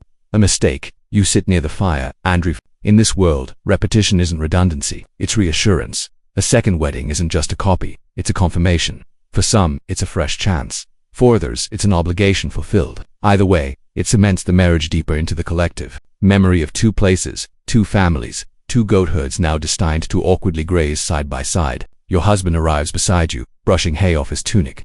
Third ceremony's in the spring, he jokes. You're grown, but secretly you kind of hope it is, because sometimes the promise doesn't settle in with just one vow. Sometimes it needs to echo twice. You've barely recovered from the second ceremony and the goose fat soup that followed when you're jolted awake by drums. Not the celebratory kind. These have its deep thudding beats that seem to shake the very air. You throw open the shutters and there under a lean sky is a circle of dancers thumping around a new wedding tent. It's another marriage. Of course it is. But this one's no flowers, no songs, no smiling priest with wine stains. Instead, you see iron knives buried in the ground around the altar, salt piled in small bowls along the path, and twancious-looking parents clutching rosary beads as if something might interrupt the ceremony at any moment. Because tonight, they're not just honoring the bride and groom, they're also keeping the devil away. Welcome to the darker side of medieval matrimony. The rituals, tokens, and outright superstitions that surrounded weddings with as much intensity as the vows themselves. In a world where illness strikes without a warning, crops fail after a single bad frost, and demons might slip through a cracked window, marriage needs protection. lots of it. As you approach gathering, a woman smears something on the doorpost of the tent, dark and sticky. You don't ask what it is. You don't want to know. Then someone hands you a sprig of rosemary and tells you to put it in your left boot so you won't bring ghosts. You oblige. Every culture in medieval Europe had its own way of keeping bad luck and dark spirits at bay during weddings. In some regions, iron was driven into the ground around the ceremony space to repel evil. Elsewhere, salt circles were drawn beneath the bridal bed, both for purity and protection. And in one particularly intense Italian tradition, the bride carried a tin union in her apron to ward off curses and maybe unwanted suitors, a quirky detail. In parts of Ireland, wedding guests would shout insults at the bride as she approached the altar. Not out of meanness, but to confuse lurking spirits who might want to curse her marriage. The spirits, it was believed, would follow the noise and then forget who they were targeting. Medieval ghosts, apparently, were very distractible. Historians still debate whether these superstitions were rooted in pre-Christian beliefs or simply local customs born from centuries of shared fears. Either way, they show how marriage, for its legal weight and holy trappings, was seen as a spiritual vulnerability. A moment when a soul stepped from one identity to another and could easily be snagged by something unseen. You watch as the bride steps forward. She's pale, focused, holding a tiny knife between her fingers. Not for defense, though that would be understandable, but as a symbol of readiness, of protection. Her groom, slightly taller than she is and clearly sweating through his fur-lined tunic, it holds a string of garlic cloves tied to his belt. They're ready. The ceremony begins with a chant instead of a hymn. A grandmother mutters something in Old High German while a child shakes a pouch of pebbles rhythmically. And when the vows are finally spoken, they're not directed just at each other, but also at the crowd, the land, and whatever might be watching from the title, new expectations, and a future already carved into someone else's plan. A quirky detail floats into your memory. In parts of the 13th century Italy, a betrothal could happen in infancy with the baby's hand touched to a document and attorney rings slipped onto a toe or finger. Families celebrated it with wine and song as if pre-assigning your toddler's entire adulthood was a festive milestone. You glance around and see mixed reactions. One old man shakes his head, muttering, "Too young, shouldn't start a marriage before. Yauk know how to pluck a chicken." A woman nearby sighed dryly. "They'll grow together. That's the best way. Maybe or maybe they'll grow apart." Silently while pretending they didn't. As the ceremony ends, the children are led away. Not to a bedding chamber, thank heavens, but to their families' homes. The bride carries a small woven doll. The groom clutches a slice of honey bread. They look like they've just played a game with rules they didn't write. You walk back home in thoughtful silence. It makes you reflect on your own marriage. Not perfect, not passionate, but at least yours. You had a say. Yauk knew the rules, even if they were ridiculous. You were a full person, with calloused hands and memories, when you stood beside your husband and said, "Yes, that girl won't say a real yes for years, if ever."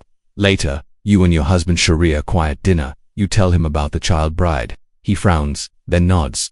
"That's not marriage, that's chess." He's right. These unions aren't about love. They're about positioning, like pawns on a board, moved by unseen hands with old grudges and livestock to negotiate.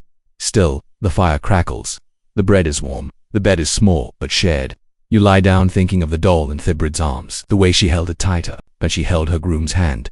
You hope when she grows she gets to keep some part of herself. Note of writhing should be given away just because it was offered. A sharp knock at your door breaks the morning silence. It's a messenger boy, dusty, barefoot, and clearly overpaid in barley. He holds out a scroll, sealed with beeswax and the unmistakable hasty mark of the village scribe. You open it. Your cousin's getting married again, but this time the ceremony will take place 40 meters away at her new husband's family estate, which wouldn't be so strange if they hadn't already been married last month in your village. You were there. You watched her trip into the wedding soup, and now apparently they're doing it again. So begins the oddly common practice of multiple wedding ceremonies, often held in different locations, and sometimes weeks or even months apart. You strap on your boots, groan at the thought of walking through brambles, and gossip for a second round of vows, and wonder why anyone thought this was a good idea. As you trudge along the muddy road, you remember what your aunt told you. One ceremony makes it binding, two makes it remembered. In medieval Europe, local custom ruled everything, and in some regions, a single wedding just wasn't enough. If a marriage involved with people from different towns, or heaven help us, different dialects, then Beth communities often insisted on hosting their own ceremony. That way, no one could claim ignorance, and everyone got a chance to eat boiled cabbage and misidentify distant cousins. You arrive 2 days later, blistered and mildly insulted by nature, only to find the preparations already in full swing. There's a pig roasting on a spit the size of a wagon, the bride is being fitted into a new dress, slightly less fire damage than first, and the groom's mother is inspecting the goose feathers in the bedding with military precision.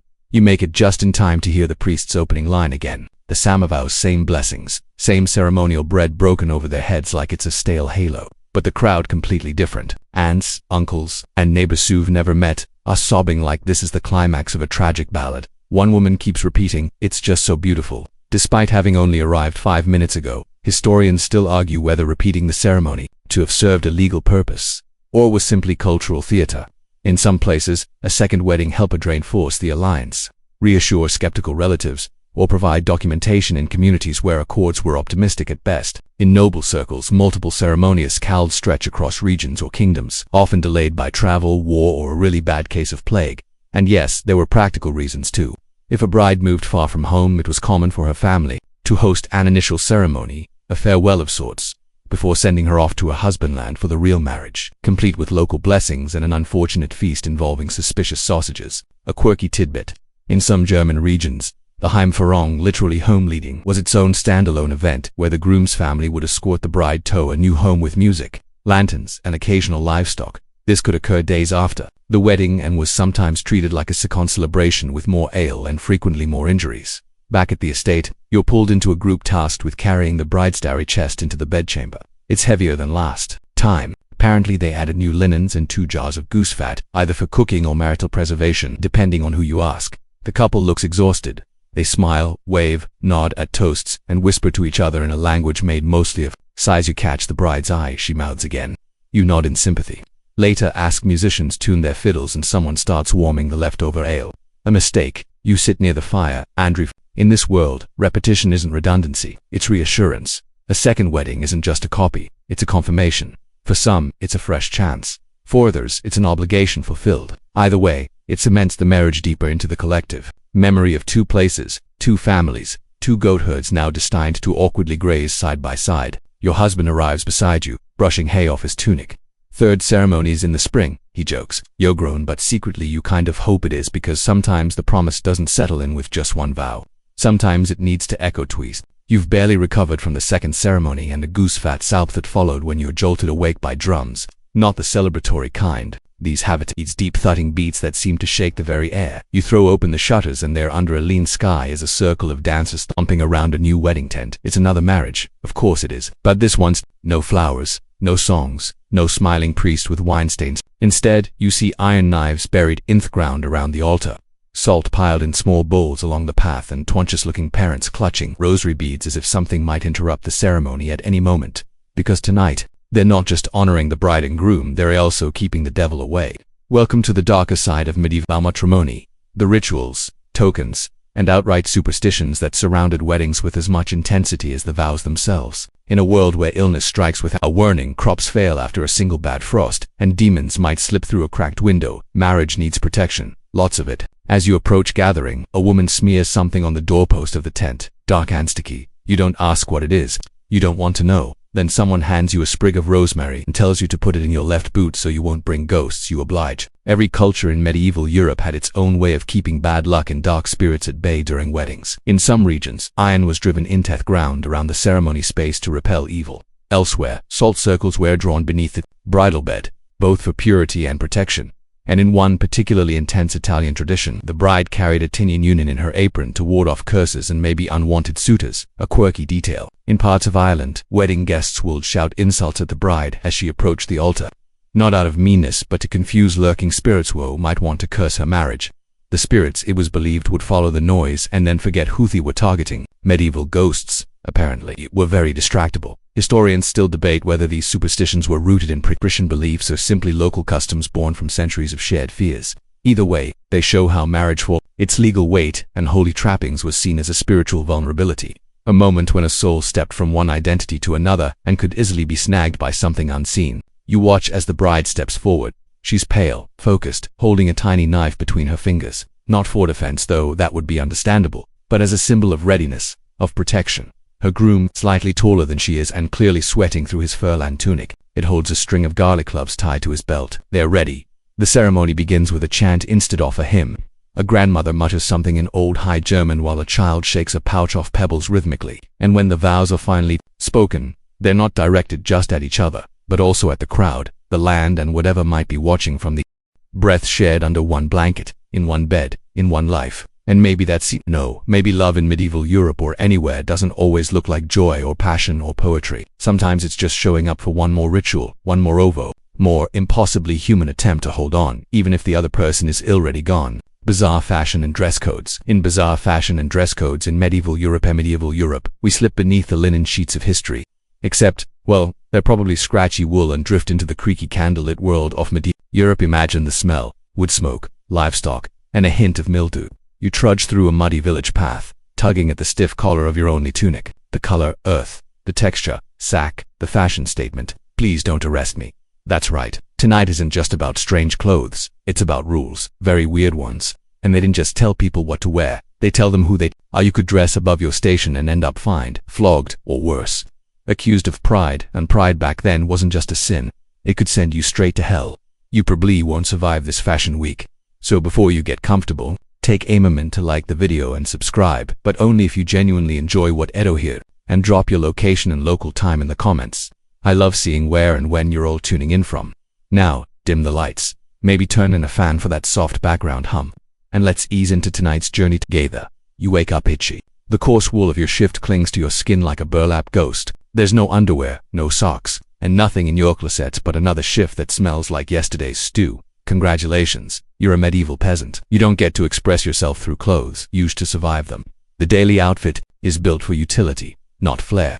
Women wear long kirtles, essentially shapeless dresses, while men tie tunics at fewest and layer them over hose, shoes if you're lucky. If not, you're barefoot, or maybe you fashioned something from stitched scraps of hide and twine. It's less cottagecore and more hope I don't get tetanus. Still, fashion matters. Even here among manure piles and rotting cabbage, the way you dress sends a message, and while you're technically free to wear what you want, every owner around you, the church, the lords, even the market inspectors are watching, not for trends, for transgressions. See, wool isn't just warm, it's obedient, it's humble, it says, I know my place. Linen on the other hand, Isa a bit fancy, silk, If you're caught wearing silk as a peasant, someone's going to assume you stole it, or worse, that you're trying to impersonate a noble. That's a crime. No, really, historians still argue whether the average peasant actually cared about these fashion boundaries or if they simply couldn't afford to break them. But the laws were clear and enforced. Your village has a woven dress code reinforced by gossip and custom. Everyone knows that Edith, the miller's daughter, tried to wear a bright green overdress last month. Green, the color of rebirth and fertility. Suddenly she's pregnant. Coincidence? Maybe, or maybe that green fabric brought temptation. Even shoes can spark controversy. The richest sword in town have ankle boots made from actual leather, some dyed faintly red or yellow colors permitted only to certain tradespeople. One day you try to copy the look of sing berry juice and scrap hide. Bad idea. The local reeve notices, clucks his tongue and says nothing. But next week your taxes go mysteriously up. And don't even think about dyeing your tunic black. That color takes a rare mineral to achieve. And, unless you're clergy or nobility, people will think you're either mourning someone rich or faking your importance. Either way, it's social death.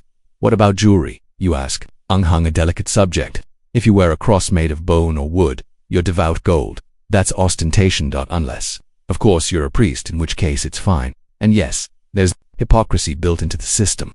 Medieval people weren't blind to it, they just didn't have TikTok to call it out. Here's a little noun quirk. Some folks use scented wax to polish their clothes. Usually lavender or rosemary melted into beeswax. It made garments last longer, repellus, and crucially made you smell less like feet. But only those with access to herbs and time could manage. The scent of rosemary might tell someone, I've got connections, or I'm trying really hard to marry up. And then there are the layers. Not for warmth, for modesty. You wear a shift under a kirtle, under a surcoat, under a cloak. Forget to wear one layer, you're residently indecent. A man glimpses your ankle and may have to confess it in church. You blush. He blushes, and suddenly the entire community is fasting. Of course, your Sunday outfit is sacred, literally. You wash it once a year, maybe twice, and it's reserved for masses and funerals. The best one you own is stitched with a single band of contrasting fabric, not because it looks good, but because it distinguishes it from your daily grime sponge. The church bells ring and you pull it on, careful not to rip it on the fire woodpile. That's your whole reputation in a single hem. Some scholars say medieval peasants were passive participants in their fashion fate. Others argue they were fiercely creative within their limits, dyeing clothes with onion skin, trading buttons made from horn, or subtly embroidering initials into cuffs. You don't dare challenge the rules outright, but you bend them. You make that itchy woolius. One more thing. There's an unwritten rule about cleanliness. It doesn't mean what you think. Bathing's rare, but your clothes must appear cared for. A mended tunic says you're humble and hard work. A torn one says you've given up, or worse, you're a vagrant. And if your cloak smells too much like your goat, you might get seated at the very back of church or even denied communion. We tend to imagine medieval fashion as a binary, nobles in velvet, peasants in mud, but in truth, the layers, textures, smells, and silent expectations of your clothes create a whole identity. You may never have read the laws about what tower, but you live them, and they shape every glance, handshake, and whisper legend around you. Oh, and one last fringe detail. In some towns, it was believed that if a child wore hand-downs from a condemned thief, they'd inherit the criminal's urge. So, clothing wasn't just status, it could also be destiny. You pull your cloak tighter as the wind picks up. Tomorrow you'll try to borrow your cousin's finer shift to attend the market. Risky move. But for now, the fire crackles, the wool scratches, and medieval fashion clings to you like it always has. You wake up stiff not just from the straw-stuffed mattress or the damp chill of your timber-framed hut, but from anxiety. Today's market day, and you're planning to wear something controversial. A cloak with a bit of dyed trim you inherited from your uncle, who definitely had opinions above his station. It's not flashy, just a hint of blue. But you've heard whispers. Sumptuary laws are tightening again, yeah. Tonight you're slipping into a time where your wardrobe is legally regulated, not just judged by neighbors or priests, but literally on paper, forbidden by Vikron. Welcome to the deeply weird world of Surrey laws. These weren't your run-of-the-mill don't wear white, after Mickle's suggestions. No, they were laws like actual written statutes handed down by kings, dukes, and councils who had some very strong feelings about what you should and should not be wearing. The basic idea: social order. Your clothes must reflect your class, your job, and your gender. If you're a brewer's son, your coat should say buyer, not bank. The moment you start drizzing above your station, people panic. What if you start thinking above your station next? Historians still argue whether these laws were ever truly fatal. Some think they were more about scare tactics and public shaming than real punishment. Others point to records of fines and public beatings doled out to cobblers who dared imported silk. Let's take a real example. Edward III of England, 1363. The man was deeply concerned that the lower classes were dressing too well. Hephaestus, law that said servants couldn't wear cloths worth more than 2 marks. Wives of craftsmen couldn't wear velvet, satin, or embroidered silk. Merchants no furs. Thank you very much. You had to dress appropriately, which basically meant looking a little miserable. If your clothes looked too nice, the assumption was either A, you were dishonest, or B, you were trying to use our social norms, which was practically treason light. And it wasn't just England. France, Italy, the Holy Roman Empire, they all had their versions. Florence practicalitated it into an art form. In the 1300s, they issued 275 laws in just a few decades. That's right, they rewrote the fashion rule book more often than they cleaned the streets, which by the way was not often one quirky law. In some German cities, a widow could only wear black for a specific number of days, not because of mourning traditions, but because black dye was expensive.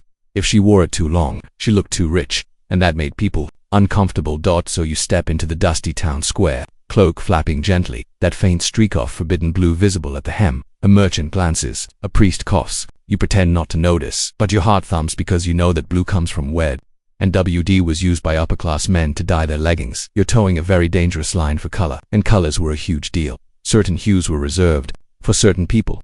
Deep scarlet reserved for cardinals and high-ranking nobles, purple practically sacred, and yes, still holding on to its Roman Empire connotations. Even the amount of color on your garment mattered. Trim too wide, you're flaunting. You want weird, here's weird. In the 15th century, Scottish towns passed a rule limiting how many buttons a person could wear. Too many buttons meant you had money, and people with money, they were supposed to act modest. So if your sleeve had 12 buttons when it should only have 7, trouble. And oh, don't forget fur. Fur was more than just cozy, it was class. Man, sable, each had its place on the fashion food chain. Peasants could wear sheepskin or rabbit at best. Try to wear fox, you'd be sniffed out faster than a roast in Lent. In 1337, a law in England literally forbade artisans and women from wearing furs at all. You were allowed to frieze stylishly, but not warmly, of course. People found loopholes. A wealthy butcher might slap a layer of cloth over his expensive coat, hiding the illegal texture beneath. One Florentine woman was arrested for having gold embroidery inside her hem. That's right, interior embroidery, hidden but still a crime. You can't help but wonder, were these laws ever really about morality, or were they about power? Because they made one thing very clear. Fashion wasn't just fabric. It was a map of who you were allowed to, and God forbid you try to redraw it. Remember that peasant you passed last week with the oddly bright cloak? Turns out he was fined 3 shillings, enough to buy food for a week. His crime decorative edging. Apparently Thepaton was of noble affectation. You make a note to unpick your cousin's stitching before next Sunday, But here's a fringe detail. Some sanctuary law stargated specific weddings. If a miller's daughter married a blacksmith's son, the entire wedding party might receive dress guidelines from the local lord. Lace length, shoe material, veil transparency. Nothing left to chance. They didn't want a commoner's wedding looking like a knight's. Heaven forbid you trick the in-laws into thinking your family owned land. Historians have unearthed inventories showing confiscated clothing, fancy garments taken from the backs of bakers, cobblers, even monks. Yes, monks. More on that soon. One record from Venice listed a pair of French slippers, crimson silk with illegal silver thread. Sounds divine, but they cost the owner his standing in the guild. And what if you ignored the law? Well, penalties varied. Fines were must come on, but chronic offenders could be publicly humiliated, forced to wear a sign declaring their vanity, or worse, forced to wear ugly clothes as punishment. Imagine being sentenced to burlap when all you wanted was brocade. You tug your cloak tighter. That streak of blue might just get you in trouble today, but you leave it on, just for, because in this strange, itchy, rule-obsessed world, a little defiance feels delicious. You roll out of bed before Superstition. The rooster hasn't even finished coughing, but there's a church bell ringing to villagers over, and the smell of baking rye fills the air. Time to get dressed. Today it's the same tunic as yesterday, patched at the elbows and hemmed roughly with string. But today, you'll be standing next to Sir Godwin's son at the town blessing. And that means your outfit suddenly Let's talk class. Specifically, how fashion shoved class in everyone's face whether they liked it or not. In medieval Europe, the lines between peasant and noble weren't just in land or language. They were quite literally stitched into your seams. On the low end of the fashion ladder, you've got the peasants. That's you, will tunic, hose, or breeches, if you're lucky. Colors, dull browns, grays, dirty yellows, anything that won't show how many days it's been since you last washed it. You may dream of embroidery, but your thread is for mending, not flaunting. Now, let's say you're feeling bold. Maybe you throw on a slightly longer tunic, add a cloth belt with asmo buckle, maybe even a hood. Now you're edging into artisan territory and people notice. They might not say anything, but you'll feel it. The looks, the questions, the who does he think he is. Then you glance across the road and see the nobility gathering. Oh, they're not even trying to blend in. Long flowing surcoats lined with fur, embroidered crests on their chests, jewel-toned fabrics in crimson and indigo and forest green, gold thread edging that glints in the sun even through the fog. The nobleman's sleeves alone are a statement. Wide-hanging and practical like they're designed. Talk knock over tankers and signal I don't lift things ever. They're not built for work, they're built for presence. Historians still argue whether medieval nobles truly dictated fashion trends or whether they simply amplified what wealth allowed. But one thing's clear, the noble drip wasn't subtle. It was meant to awe you and remind you exactly where you stood. There's this moment where a knight walks past. His cloak drags behind him on the dirt, and it doesn't matter, it could soak up mud, manure, or spilled ale. It still says status. Because if you can afford to ruin fabric, that fine, you must be important. You could never do that. You'd patch it. You have patched it several times. You hear a story from an older woman in town. Her cousin was once hired to wash a baroness's undergown, just the underg, not even the outer layer. The thing was made of imported silk with pearls stitched into the neckline. Pearls on an undergown. Meanwhile, your own undergown is nothing. You skip that luxury and go straight to overlayer every morning. And speaking of women, their class divide is just as stark. A peasant woman might wear a simple gown with a fitted bodice and apron. She'll cover her hair with a modest coif. But Fertility of the manor, oh, she's a spectacle. Brocade fur, trimmed sleeves that hang like curtains, and a headpiece that looks like it could double as scaffolding. Fashion as architecture. Fun fact, noble women often had their gowns sewn onto them. Literally, you stand still, arms out, while servants stitch you in because buttons and laces. That's for people who dress themselves. Meanwhile, you're trying to keep your hose from sliding down one leg because the drawstring broke again, and you haven't had time to fix it properly, so you tie it with twine again. Not ideal, but it works sort of. You know what doesn't work? Trying to copy noble fashion when you're not noble. There's a baker's apprentice who go bold last spring, dyed his tunic bright blue, started wearing pointed shoes, thought it might get him noticed by a merchant's daughter. It did also got him a visit from the reeve, had to pay a fine and scrub the castle courtyard for a week in socks. Bothers a twist. Nobles weren't always thrilled about their fancy outfits either. All that embroidery, expensive. All that fur, hot. Those absurd sleeves in the way. And yet they wore them because they had to. Status cuts both ways. You're not allowed to look too poor. You're not allowed to feel comfortable. Some lords even got creative, blending fashion with propaganda, like literally sewing their family motto into their sleeves. You raise your goblet, flash your arm, and boom, instant branding. Try doing that with your patch linen shirt. And the clergy, oh, they were in their own category. More on that chaos later. But for now, know this. If someone was wearing black velvet and gold trim and claimed to be humbled, they were probably a bishop or lying. You notice the difference not just in fabric, but in fit. Noble clothes hang in ways yours never do. They're cut precisely tailored. They make the body look elongated, refined. You, in contrast, are wearing something built for 3 winters and 6 harvests. Here's a fringe tidbit. Some nobles purposely wore uncomfortable shoes that curled up at the toe just to prove they didn't have to walk far pulling their out. We'll get to those soon. For now, just know this. If Soviet's fashion made daily life harder, that was often the point, because fashion in medieval Europe wasn't meant to flatter. It was meant to separate, to divide, to tell you who had power and who didn't. You could try to cheat your way up the ladder, sure, but eventually someone always noticed. You finish lacing your cloak, the plain one. You decide against the trim, too risky. But as you head to the town square, you'll catch sight of yourself in a puddle's reflection. Ragged hem, muddy cuffs, still standing tall. You don't have noble drip, you've got peasant grit. And that's a different kind of statement entirely. You're standing near the churchyard now, watching the upper crust parade past like strutting peacocks. You don't mean to stare, but there she goes. The lady of the manor dragging bend her a gown so long it looks like it could be harboring a small dog or maybe an entire child. It's not just dramatic, it's dangerous. That thing could sweep the cobblestones, start a fire, and trip over itself before the bell stops ringing. Tonight, we're diving into the realm of long flowing gown, the fashion statement that screamed, I'm Rick enough to fall flat on my face and not care. These weren't just dresses, they were trains, fabrics that trailed behind like serpentine banners of status, sometimes measuring several feet in length. And not just in court, either. Even out in the streets, noble women might lift their gowns slightly to avoid stepping on them, but only slightly. Show too much ankle in your flirting, show too much humility in your basically peasant adjacent. Trains were layered, the underwasnug often laced, the overgown, called a surcoat, or sometimes a hoople and floored at the hips and fanned out behind you. And if your sleeves were long, too, congratulations. You're a tripping hazard in every direction. Why were they so long? It's not like they were practical. That's the point. These were garments that said, I don't walk fast, I don't work, and I can afford to ruin fabric just by wearing it. You, in contrast, wouldn't waste a scrap of cloth longer than your shin. Every inch of fabric is precious. You patch, you hem, you rehem, they drag velvet through chicken feathers like it's nothing. And don't assume these gowns came pre-made. No. These were often bespoke, hand-measured by tailor who had reputations as serious as surgeons. That's your full body, carefully drafted Danto parchment and cut into rich brocades or imported silks. One mistake and suddenly your high society swish becomes a lopsided heap, of course. Historians still argue whether these ridiculous trains were worn daily or reserved for ceremonial vaunts. Some say noble women only wore the full trailing lengths at court whereat floors were cleaner. Others believe they strutted through town in them, daring you to gape. There's one notorious case, possibly apocryphal, of a queen whose gown was so long it tangled in her horse's stirrup. She fell.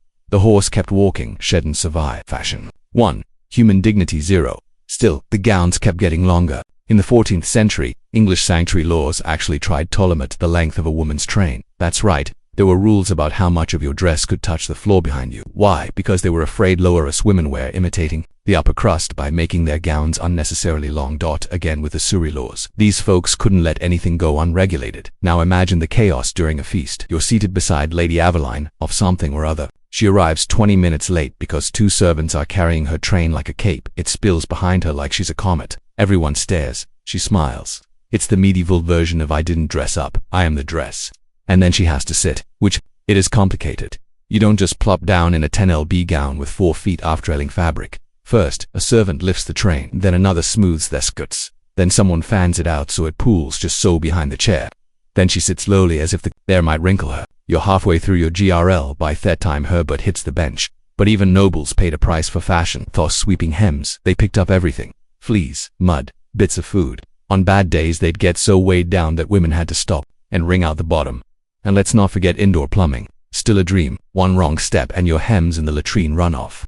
That's where a weird fring detail sneaks in. Some noble women perfumed their hems, yes, spritz it with oils or crushed herbs, supposedly to smell pleasant as they glided by, but more likely to mask what was inevitably stuck to the velvet. Still, the train remained a sign of grace and wealth. You couldn't run in one. You couldn't fight. Heck, you could barely get across a room without 2 attendants. But maybe that was the idea. Women in power didn't need to rush. They had time. They had fabric. Lots of fabric. Lots of fabric. Men weren't immune to this either. Malafashion also indulged in length. Robes that trailed, sleeves that billowed. But it was the women who really turned it into an art of inertia. The longer the gown, the less you did. The less you did, the higher your station.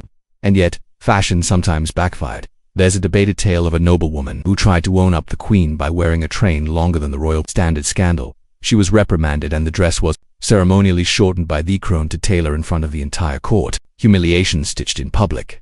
Meanwhile, you try to imagine what it would feel like to wear something that heavy, to walk slowly, deliberately, knowing the world had to move around you. There's a power in that, even if it means tripping over your dignity every now and then, so the next time your shift clings to your knees and your patch cloak gets caught on a nail. Think of Lady Aveline trying to board a boat with 6 feet of fabric and a wet hem full of goose droppings. You may not look regal, but at least you can move. You're in town today and everything smells like pickled herring and heated goat. You push past the crowd toward the apothecary, but everyone's looking at him, that guy strutting down the lane like he owns the place. Rich, smug, and absolutely impossible to miss, mainly because there's a jaunt flap on the front of his pants. Tonight we're talking codpieces. Yes, codpieces. Possibly the most, let's say, assertive piece of fashion ever strapped to the medieval male ego. You can't stop looking. No one can. And that was the point. The codpiece began innocently enough. Originally, men wore long tunics over hose, separate pieces for each leg, tied at the waist and flapping freely in the center. Problem: that center gap didn't leave much to the imagination, especially when you sat down or rode a horse or sneezed. So, someone, possibly an exhausted tailor, said, let's cover that up. The solution: a triangular or pouch-like piece of fabric sewn into the space between the hose. Function over flair. Modest, right? Then the 15th century happened, and the codpiece got ambitious.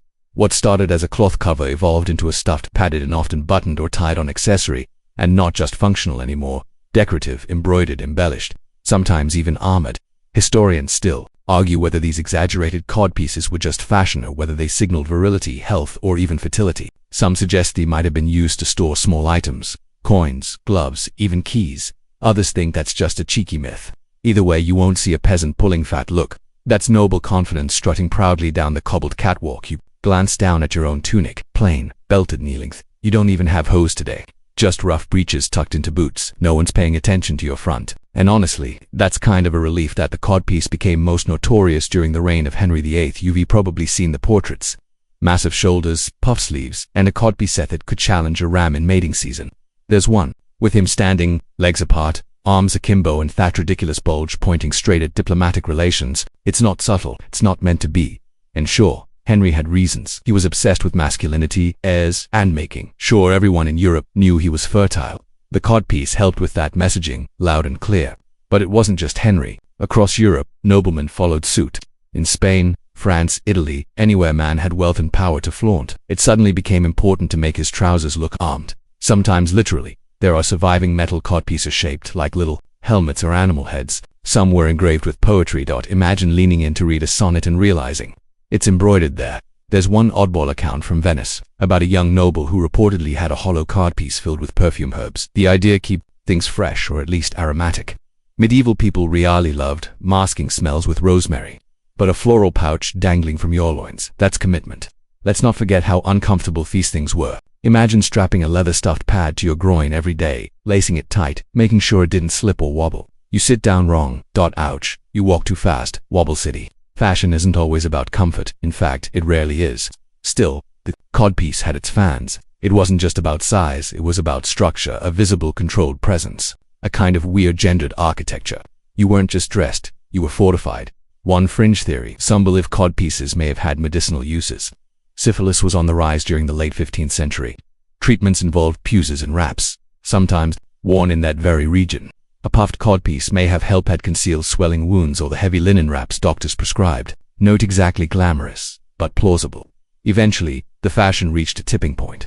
By the late 16th century, the codpiece began shrinking.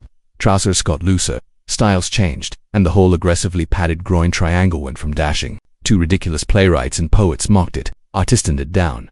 The focus shifted to collars, cuffs, and shoulders. And just like that, the codpiece quietly disappeared from polite society. Law limiting the length of shoe points to 2 and beyond the toe. 2 and anything longer was illegal. Not that anyone listened. Just a few decades later, Richard II was seen in Poland so long you could roll them up like scrolls. The trend was back in than ever. You step carefully now, watching as a young nobleman attempts to turn a corner too fast. His Poland bends at a 90 angle, catches on a cobblestone and sends him wobbling like a broken marionette. He recovers barely and smooths his cloak. With an air of practice, Nan Chal and his pride is intact. His ankle questionable. Fun fact, some poulains were stuffed at the tips with moss or horsehair to keep their shape. Others were left hollow, flopping with every step like medieval clown shoes. And then there were the ultra-luxurious ones made of velvet, lined with fur, embroidered with gold thread. Not practical, not even close, but they got attention. And that was the point. These shoes said, I don't chase pigs. I don't farm, I don't run, I pose. Meanwhile, your own boots, sturdy, wide-toed, probably patched 6 times, look like bare paws next to these willowy contraptions. But yours grip the ground. Yours don't fold when you pivot. Yours let you carry water without face planting into a trough. Still, you can't help but imagine these in spation, the feeling of walking into a feast hall, your shoes curling ahead like red, people stepping aside, conversations pausing, all eyes on your feet, even if they are silently wondering how you sit down in those things without taking someone's shins out. Some Fringer scholars suggest panains were used to exaggerate gait to give noblemen a slow swaggering walk that made them look stately. Others believe they were purely theatrical, meant for court appearances, not real walking. Then again, enough of them show up in city finds and tailors' accounts to suggest they were everywhere. Eventually, the fashion fizzled. Around the late 1400s, shoe tips started shrinking. Blunt square-toed shoes came into vogue called duck's bills. But more on that later. The long curled toes faded into fashion history, ridiculed by the very people who once tripped over them. But you still remember the first time you saw a noble trip in Poulin. He went down like a felled oak, arms flailing, veil flapping, and for just a moment the entire square giggled in unison, because sometimes even the most elaborate fashion falls flat. You squint down at your own feet, mud-caked but solid. No cords, no curl, just a good pair of peasant boots, and the satisfaction of knowing you'll probably make it home upright. Probably. It's late afternoon now and the sun is casting long golden rays through the crooked beams of the village square. You're sitting on a bench outside the weaver shop eating a turnip that's trying its best to be snack when toymen pass by in whispering silk. Their hair is sculpted, coiled high, with ribbons and jewels. But it's not just elaborate. It's disturbing because from a distance it almost looks like horns. Welcome to the deeply suspicious and occasionally heretical world of hair, horns, and head-shape hysteria.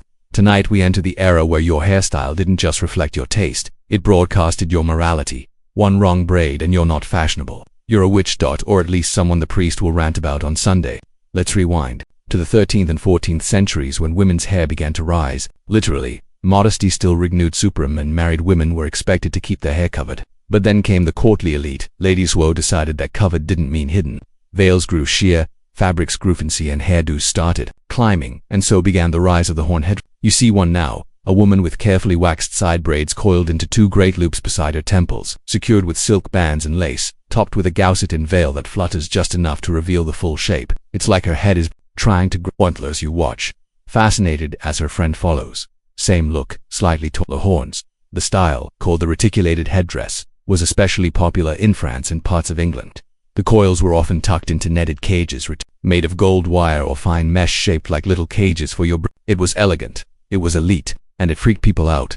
Historians still argue whether the horn-like shape was ever intended to imitate demonic imagery or whether that interpretation came after clergy started denouncing the trend. Some churchmen swore it was the devil's influence made visible, women becoming beasts, flaunting pride, defying their natural modesty. Others say the fashion just spiraled a little too far into high fantasy. Either way, the sermons came fast. These women shaped their heads like beasts of the field, wrote one furious friar, placing sin above virtue and vanity above their creator. You wonder how he'd feel about false lashes and contouring. But for the women wearing these styles, it wasn't about demons, it was about distinct. You wanted to be recognized as wealthy, cultured, and connected, and your hair, or what you did with it, said it all. There's one particularly juicy example from Burgundy. A noblewoman was excommunicated after attending mass wearing horned hair, so high the press claimed she blocked the view of heaven. That's a serious hiero and a serious complaint. Meanwhile, you're reminded of something odd you overheard last winter. Some peasants believe hair arranged in loops around the ears protects against evil winds. Whether it's a superstition or a fashion excuse, it works. You start seeing horned hairstyles everywhere on feast days, during betrothals, even at funerals, those usually in darker veils. Men had their own issues too. Long hair was sometimes seen as effeminate, while shaved foreheads were weirdly popular among scholars and clergy. Picture this: a monk with a half moon shaved across his head. The classic. It's supposed to represent humility, but when the wind blows, it looks like Simeon botched a bowl cut with a sickle. There's even a fringe theory that some men shape their beards into points or curls, not just for style, but to reflect their allegiance. Curved for French fashion, square for English, long and unruly for certain knightly orders. Facial hair politics. It's a thing. Back to the ladies though. Eventually horn styles morphed into something taller.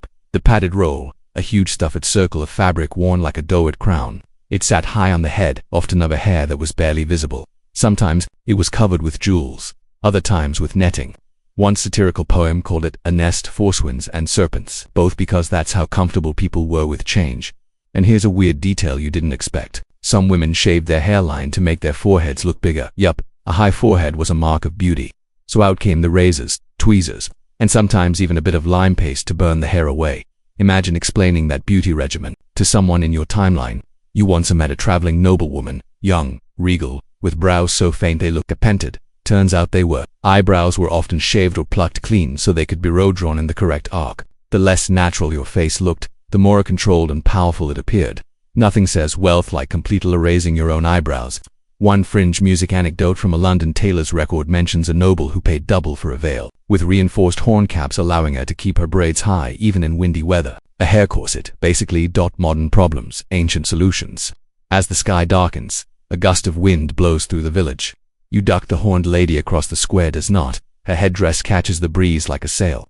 For a moment, she tilts, just slightly, then rights herself, veil fluttering like a flag of fashionable defiance. You finish your turnip, adjust your hood. You don't have the fabric thwacks or the courage to wear horns on your head, but for a moment watching her glide across the street like some strange, elegant goat goddess, you kind of wish you did.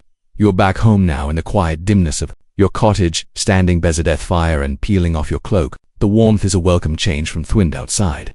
But as you reach under your tunic to adjust a scratchy bit of linen, a thought crosses your mind, something you don't talk about in public. Underwear. Did medieval people wear it? Do you tonight? You're going deep, literally, into the hidden world of medieval undergarments. The stuff no one wanted to admit they wore, but absolutely Varian did. Sort of. The first thing to understand is that underwear back then wasn't a neatly folded stack of briefs and brass in a drawer.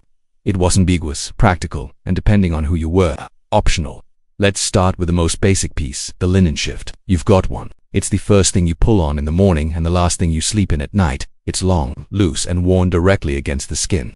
For women, this waist standard underlayer, your all-in-one undershirt, sleepwear, sweatspong, and sometimes even burial shroud. Men had their version, too, their shirt, just as long, just as plain, and made of linen. Linen was beloved because it could wick sweat, dry quickly, and be boiled clean in theory. Cotton wasn't common in Europe yet, and wool was too rough. So, linen was thigitude. But then we get to the lower half. Enter braise. These were basically the medieval version of boxer. Shorts, loose-fitting trousers made of linen tied at the waist with a drawstring. Men wore them under their hose or alone when lounging gurant. If you ever stumbled upon a medieval man doing laundry in a river, you probably saw him standing in just his braise. Acting like that was perfectly dignified, because it was sort of somewhere knee-length, others mid-thigh, depending on the era and how bold you felt. And yes, sometimes they had a slight in front for convenience. We won't dwell on that. Here's the fun twist. Women didn't really wear underpants, at least not in the way we think of them. There's still debate about this. Some historians argue that female braids existed, especially for riding or cold weather. But in most cases, a long linen shift under multiplayers was considered enough. That meant going to the privy was efficient, if a bit drafty. Still, not everyone was going commando. Some medieval illustrations suggest women may have worn split drawers or tied linen wraps for modesty or warmth, but evidence is murky. Clothing was rarely preserved unless it was buried with the dead or accidentally mummified in a peat bog. Most underthings just disintegrated with time. Kind of like your dignity if someone walked in on you. Then there's the mystery of the medieval bra. Was there one? Actually, maybe. In 2008, Austrian archaeologists dug linen undergarments in a castle vault. For brass dating from the 15th century. One even look at startlingly modern. 2 cups, shoulder straps, and a row of decorative lace. Historians were shocked. Suddenly, all those they didn't wear bruise until the 1900s, assumptions were out the window. Still, that's a find. Most medieval women wore breastbands or relied on tight bodices to provide support. If you were noble, your tailor might sew a stiff lining into your kirtle. If you were a peasant, you tied things down, crossed your arms a lot, and hoped for the best. And speaking of hoping for the best, laundry, your linen underlayers soaked up everything. Sweat, grime, cooking, despair. So, they had to be washed often, which meant underthings were washed way more frequently than outer garments. In fact, there's an old saying, better to stink in wool than sin in silk. That tells you everything. You could be dirty on the outside, but never underneath. Some households even had special bleaching fields where they'd lay wet linen on the grass in the sun, not for aesthetics. The UV rays helped whiten the fabric. You could walk past a manor and see dozens of schmeezes glowing like ghost flags in the breeze. But here's a quirky little tidbit for you. Body linens were often passed down. Yep, Your mother's shift might one day become yours. Same with your brothers. Braids, especially if they were still sturdy and free of, let's say, compromising stains. You might get them as a wedding gift. Nothing says romance like pre-worn underwear. There were also regional quirks. In northern climates, people layered up, even under the belt. Wool and hose were often sewn to the braids or shirt, turning your entire lower half into a kind of medieval onesie. In southern climates, people went breezier, just theshift, and sometimes, not even that. A common myth is that people didn't wear indoor wear at all in the Middle Ages. That's only half true. The truth is Wesembley didn't document it much. After all, it's hard to write dramatic pottery about Laundry Day. Still, you occasionally hear stories like the one about a bishop who fainted during Mass. Rumors spread that he wasn't wearing ashift beneath his robe. A shocking breach of piety. Was it true? Who knows? But the gossip stuck. You poke at your own linen shift now. Coarse but clean. You boiled it 2 days ago, added rosemary to the water, and even beat it with a stick by the river like your grandmother. Taught you it smells decent, and that's good enough. Because underneath all the furs, feathers, and fancy gold trim, medieval fashion wasn't just about appearances. It was about layers, protection, hygiene, modesty, comfort, dignity, even if no one saw it, especially if no one saw it. The bell rings out from the church tower just as the sun begins to dip behind the rooftops, casting long theatrical shards across the cobbles. You're on your way home. Passing the tailor chapon, a flash of color catches your eye. Deep crimson, bold, expensive-looking. A man in a furland cloak trimmed with gold thread stands in the doorway like he's trying to summon lightning with his wardrobe alone. You pause. You know that color. Everyone knows that color. It's red, but not just any red, forbidden red. Tonight, you're stepping into the high-stakes, surprisingly heated world of medieval color politics, when the hue of your clothes wasn't just a choice, it was a statement and sometimes a crime. You probably think of colors as personal. Red if you're feeling bold, blue for calm, black if you're angsty, and it's the 2000s. But in medieval Europe, your color palette wasn't about mood. It was about class, money, and law. The wrong shade could get you fined, or worse, accused of improper omission. Let's start with red. Red was power. It was blood, it was Christmas, it was the devil. It was also prohibitively expensive, especially when it was the deep, rich red made from Cochineal or Kermes dyes sourced from crushed insects. Imported and rare. You don't just stumble into a red outfit. You commission it, you pay a fortune, and you make sure everyone sees it. Which is exactly why the elitists tried to keep it to themselves. Sumptuary laws often limited red clothing to nobility, judges, high clergy, and royalty. If you were a merchant or artisan caught in crimson, you'd be asked a few pointed questions like, are you a baron in disguise or did you steal that? Historians still argue whether people actually obeyed these laws or simply skirted them. One theory suggests that people intentionally dyed their clothes slightly off red, like brick or rust, to signal aspiration without crossing the line.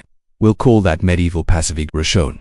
Other restricted colors, purple, the most elite of all, long associated with Roman emperors. Purple dye, usually from the murex sea snail, was so costly that it became symbolic of divine right. In Byzantium, babies born into imperial families were said to be born in purple. In Western Europe, it was mostly reserved for royalty, bishops, and saints. You try to wear purple and you're just begging for someone to accuse you of treason. Blue is interesting. Light blue, fairly common, but deep indigo, imported, expensive, reserved for the Virgin Mary in paintings and very rich merchants. Indigo came from distant lands and left a smell that lingered. If your tunic was blue and aromatic, people knew you had connections. Green was tricky. On one hand, it was earthy, associated with fertility, new life, and spring. On the other, showed up in paintings of devils, fae, and morally dubious women. Fashionable, yes. Innocent, not always. Some cities banned unmarried women from wearing deep green, especially if the fabric shimmered. Too seductive, too complicated, and black. You'd think it was safe, right? Wrong. True. Deep black dye was incredibly expensive, requiring multiple treatments and high-quality cloth. Monks wore it to symbolize humility and death. Judges wore it for seriousness. Wealthy merchants wore it to signal taste. But if a peasant wore black, people might assume you're faking your rank or mourning someone you had no right to mourn. There's a great story from Spain in the 15th century about a Tour fined for wearing a black doublet with silver trim. He claimed he was grieving. The court responded yes, but not strictly enough to grieve in that color. And then there's yellow, the problem child of the palette. Yellow could be cheerful like buttercups, but it was also used to mark Jews under discriminatory laws and later to indicate prostitutes or prisoners in some regions. A yellow badge, belt, or hat could mean you're part of a marginalized group or pretending to be one. Either way, it was risky business. Of course, things got weirder in Florence. A woman was once fined for wearing a dress dyed in mauve, a color not yet formally restricted but suspiciously close to a banned shade. Thurling, excessive boldness and hue. That's right, her outfit had too much personality. Meanwhile, Your own wardrobe consists mostly of browns, grays, and the occasional green if you can scourge the right plants. Onion skins make a nice yellow. Orange walnut husks, perfect for deep brown. Nettles and iron, greenish black if used. Peasant dyeing was all about what's available and how long you could afford to boil things. Remember, your cousin once tried to bleach her tunic with stale urine and wood ash. It worked sort of, but she had to walk around smelling like an alchemist's mistake for a week. One odd fringe fact: some elite households had professional dyers on staff whose job was to maintain the precise hue of their lord's wardrobe.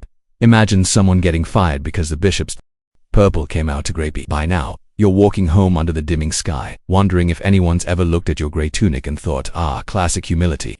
Probably not, but it's clean, it fits, and it doesn't scream, arrest me for burgundy. As you pass the man in red again, he nods, just barely. His cloak is long, his boots are new, and his confidence radiating. But so is the awareness that people are watching, because in this world, colors don't just speak, they accuse. And tomorrow, you might try a splash of blue, just a tiny trim. See who notices, see who whispers.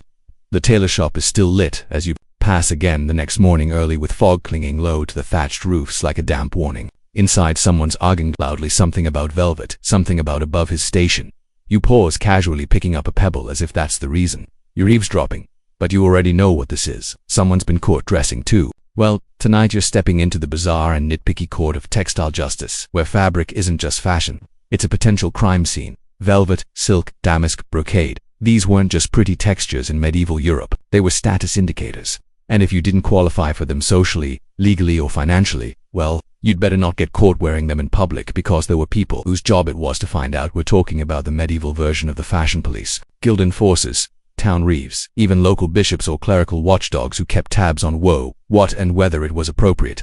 And when we say appropriate, we mean legal. You step closer, pretending to adjust your boot. The argument inside is fierce. The Tor insists he only lined the man's cloak with velvet. The reeve says it looks like outer velvet. Intent doesn't matter.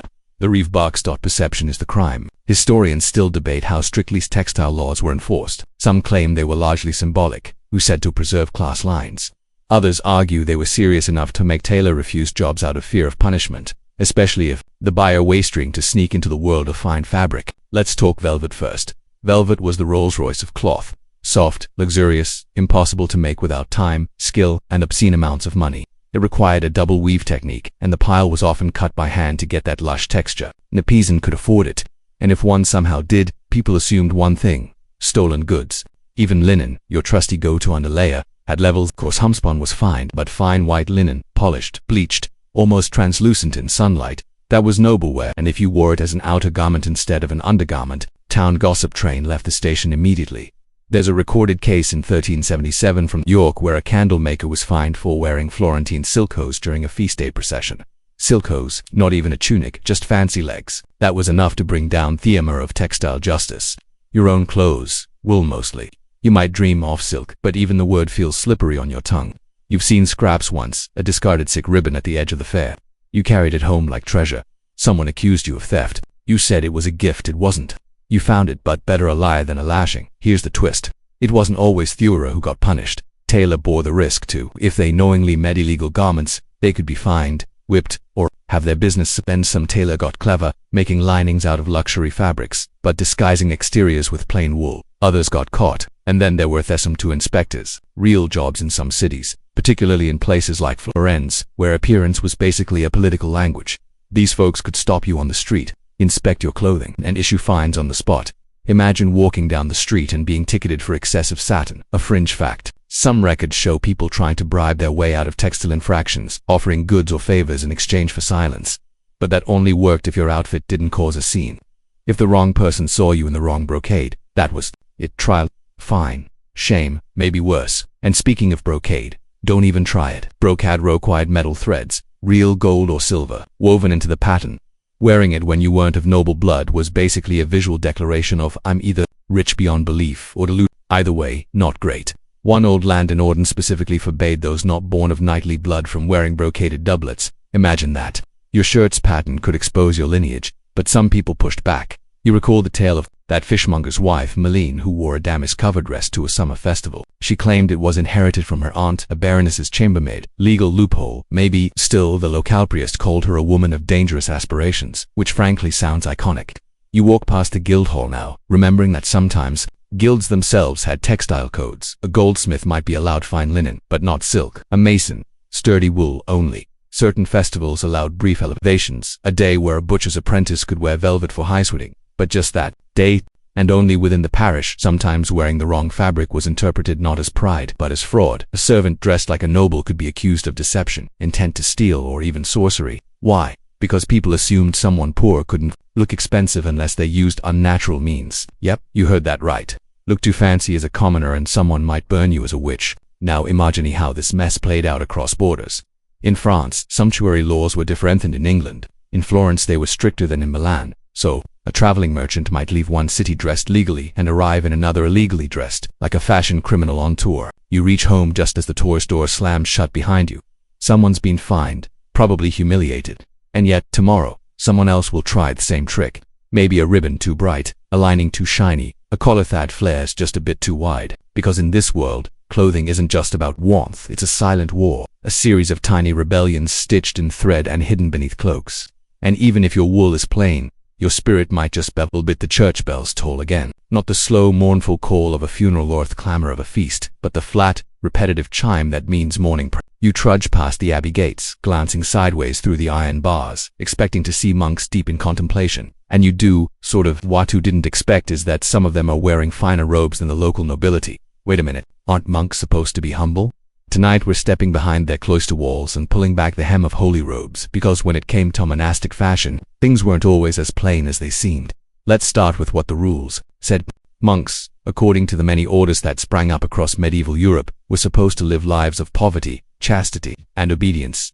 That meant simple clothing, robes made of wool, undyed and unadorned, brown, gray, or black, depending on the order. The Benedictines wore black witchbeckum, a kind of brand for them. Cistercians preferred undyed wool, pale and rough. Franciscans spun brown, tied with a simple rope around the waist. The idea was clear. No vanity, no luxury, no embroidery. You came here to escape temptation, not sew it into your sleeves. But of course, rules are made to bend until you glance, again, at a monk kneeling in the garden. His robe technically fits the definition of humble, long-hooded wool, but look closer and it's lined. The cuffs are reinforced with finely woven linen. That hood is cut just a little too elegantly. The rope belt, not rope at all. It's braided flax, probably imported. Oh, and his shoes are stitched leather, not the clunky wooden soles most wear. That's not penance, that's style. Historians still argue over how widespread this clerical couture was. Some say it was mostly abbots and high-ranking clergy who indulged in fancier robes. Others point to detailed inventories from even small monasteries showing caches of high-quality cloth, embroidered trims, and imported linings. One particularly juicy record from a 14th century English priory includes 12 pairs of fine linen under 3 velvet-trimmed hoods, a winter mantle lined with sable fusible, as in the good stuff, the kind reserved for royalty. So either this monk had connections or someone misunderstood poverty. You hear murmurs from the townsfolk sometimes. Brother Thomas never repairs his hem. Brother Gerald's sleeves are wider than a bishop's ego. There's always been tension between the image of humility and the reality of power. Because monasteries, especially, purple came out to grapey. By now you're walking home under the dimming sky, wondering if anyone's ever looked at your grey tunic and thought, ah, classic humility. Probably not, but it's clean, it fits, and it doesn't scream, arrest me for bird. As you pass the man in red again, he nods, just barely. His cloak is long, his boots are new, and his confidence radiating. But so is the awareness that people are watching, because in this world, colors don't just speak, they accuse. And tomorrow, you might try a splash of blue, just a tiny trim. See who notices, see who whispers. The tailor shop is still lit as you pass again the next morning early, with fog clinging low to the thatched roofs like a damp warning. Inside, someone's arguing loudly something about velvet, something about above his station. You pause casually, picking up a pebble as if that's the reason you're eavesdropping, but you already know what this is. Someone's been caught dressing too. Well, tonight, you're stepping into the bizarre and nitpicky court of textile justice, where fabric isn't just fashion, it's a potential crime scene. Velvet, silk, damask, brocade. These weren't just pretty textures in medieval Europe, they were status indicators. And if you didn't qualify for them socially, legally, or financially, well, you'd better not get caught wearing them in public, because there were people whose job it was to find out. We're talking about the medieval version of the fashion police, guild enforcers, town reeves, even local bishops or clerical watchdogs who kept tabs on who wore what and whether it was appropriate. And when we say appropriate, we mean legal. You step closer, pretending to adjust your boot. The argument inside is fierce. The Terran insists he only lined the man's cloak with velvet. The reeve says it looks like outer velvet. Intent doesn't matter. The reeve barks. Perception is the crime. Historians still debate how strictly these textile laws were enforced. Some claimed they were largely symbolic, who said to preserve class lines. Others argued they were serious enough to make tailor refuse jobs out of fear of punishment, especially if the buyer wastering to sneak into the world of fine fabric. Let's talk velvet first. Velvet was the Rolls-Royce of cloth. Soft, luxurious, impossible to make without time, skill, and obscene amounts of money. It required a double weave technique, and the pile was often cut by hand to get that lush texture. No peasant could afford it. And if one somehow did, people assumed one thing: stolen goods. Even linen, your trusty go-to underlayer, had levels. Coarse spun was fine, but fine white linen, polished, bleached, almost translucent in sunlight, that was noble wear. And if you wore it as an outer garment instead of an undergarment, the town gossip train left the station immediately. There's a recorded case in 1377 from York where a candlemaker was fined for wearing Florentine silk hose during a feast day procession. Silk hose, not even a tunic, just fancy legs. That was enough to bring down Theomir of textile justice. Your own clothes will mostly. You might dream off silk, but even the word feels slippery on your tongue. You've seen scraps once, a discarded sick ribbon at the edge of the fair. You carried it home like treasure. Someone accused you of theft. You said it was a gift. It wasn't. You found it, but better a lie than a lashing. Here's the twist. It wasn't always Thurer who got punished. Tailor bore the risk too. If they knowingly made illegal garments, they could be fined, whipped, or have their business espied. Some tailor got clever, making linings out of luxury fabrics, but disguising the exteriors with plain wool. Others got caught, and then there's some to inspectors. Real jobs in some cities, particularly in places like Florence, where appearance was basically a political language. These folks could stop you on the street, inspect your clothing, and issue fines on the spot. Imagine walking down the street and being ticketed for excessive satin. A fringe fact. Some records show people trying to bribe their way out of textile infractions, offering goods or favors in exchange for silence. But that only worked if your outfit didn't cause a scene. If the wrong person saw you in the wrong brocade, that was its trial, fine, shame, maybe worse. And speaking of brocade, don't even try it. Brocade-racked metal threads, real gold or silver, woven into the pattern. Wearing it when you weren't of noble blood was basically a visual declaration of, I'm either rich beyond belief or, either way, not great. One old London ordinance specifically forbade those not born of knightly blood from wearing brocaded doublets. Imagine that. Your shirt's pattern could expose your lineage, but some people pushed back. You recall the tale of that fishmonger's wife Melanie, who wore a damask-covered dress to a summer festival. She claimed it was inherited from her aunt, a baroness's chambermaid. Legal loophole. Maybe. Still, the local priest called her a woman of dangerous aspirations, which frankly sounds iconic. You walk past the Guildhall now, remembering that sometimes guilds themselves had textile codes. A goldsmith might be allowed fine linen, but not silk. A mason, sturdy wool only. Certain festivals allowed brief elevations, a day where a butcher's apprentice could wear velvet for high wedding, but just that day, and only within the parish. Sometimes wearing the wrong fabric was interpreted not as pride, but as fraud. A servant dressed like a noble could be accused of deception, intent to steal, or even sorcery. Why? Because people assumed someone poor couldn't look expensive unless they used unnatural means. Yep, you heard that right. Look too fancy as a commoner and someone might burn you as a witch. Now imagine how this mess played out across borders. In France, sumptuary laws were different than in England. In Florence, they were stricter than in Milan, so traveling merchant might leave one city dressed legally and arrive in another illegally dressed. Like a fashion criminal on tour, you reach home just as the tour's door slams shut behind you. Someone's been fined, probably humiliated.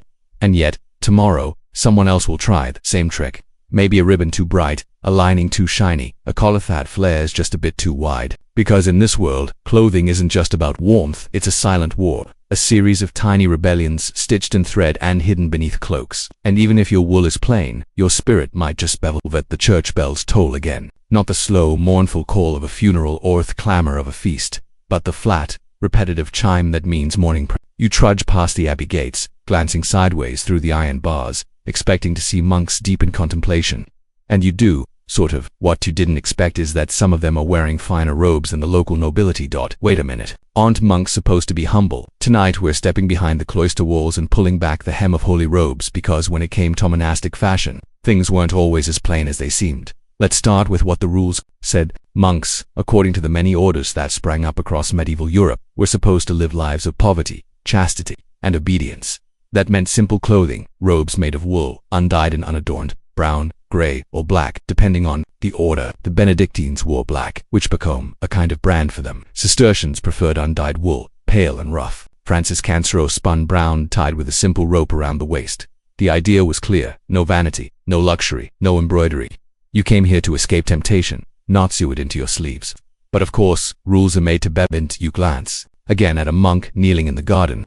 His robe technically fits the definition of humble, long-hooded wool, but look closer and it's line. The cuffs are reinforced with finely woven linen.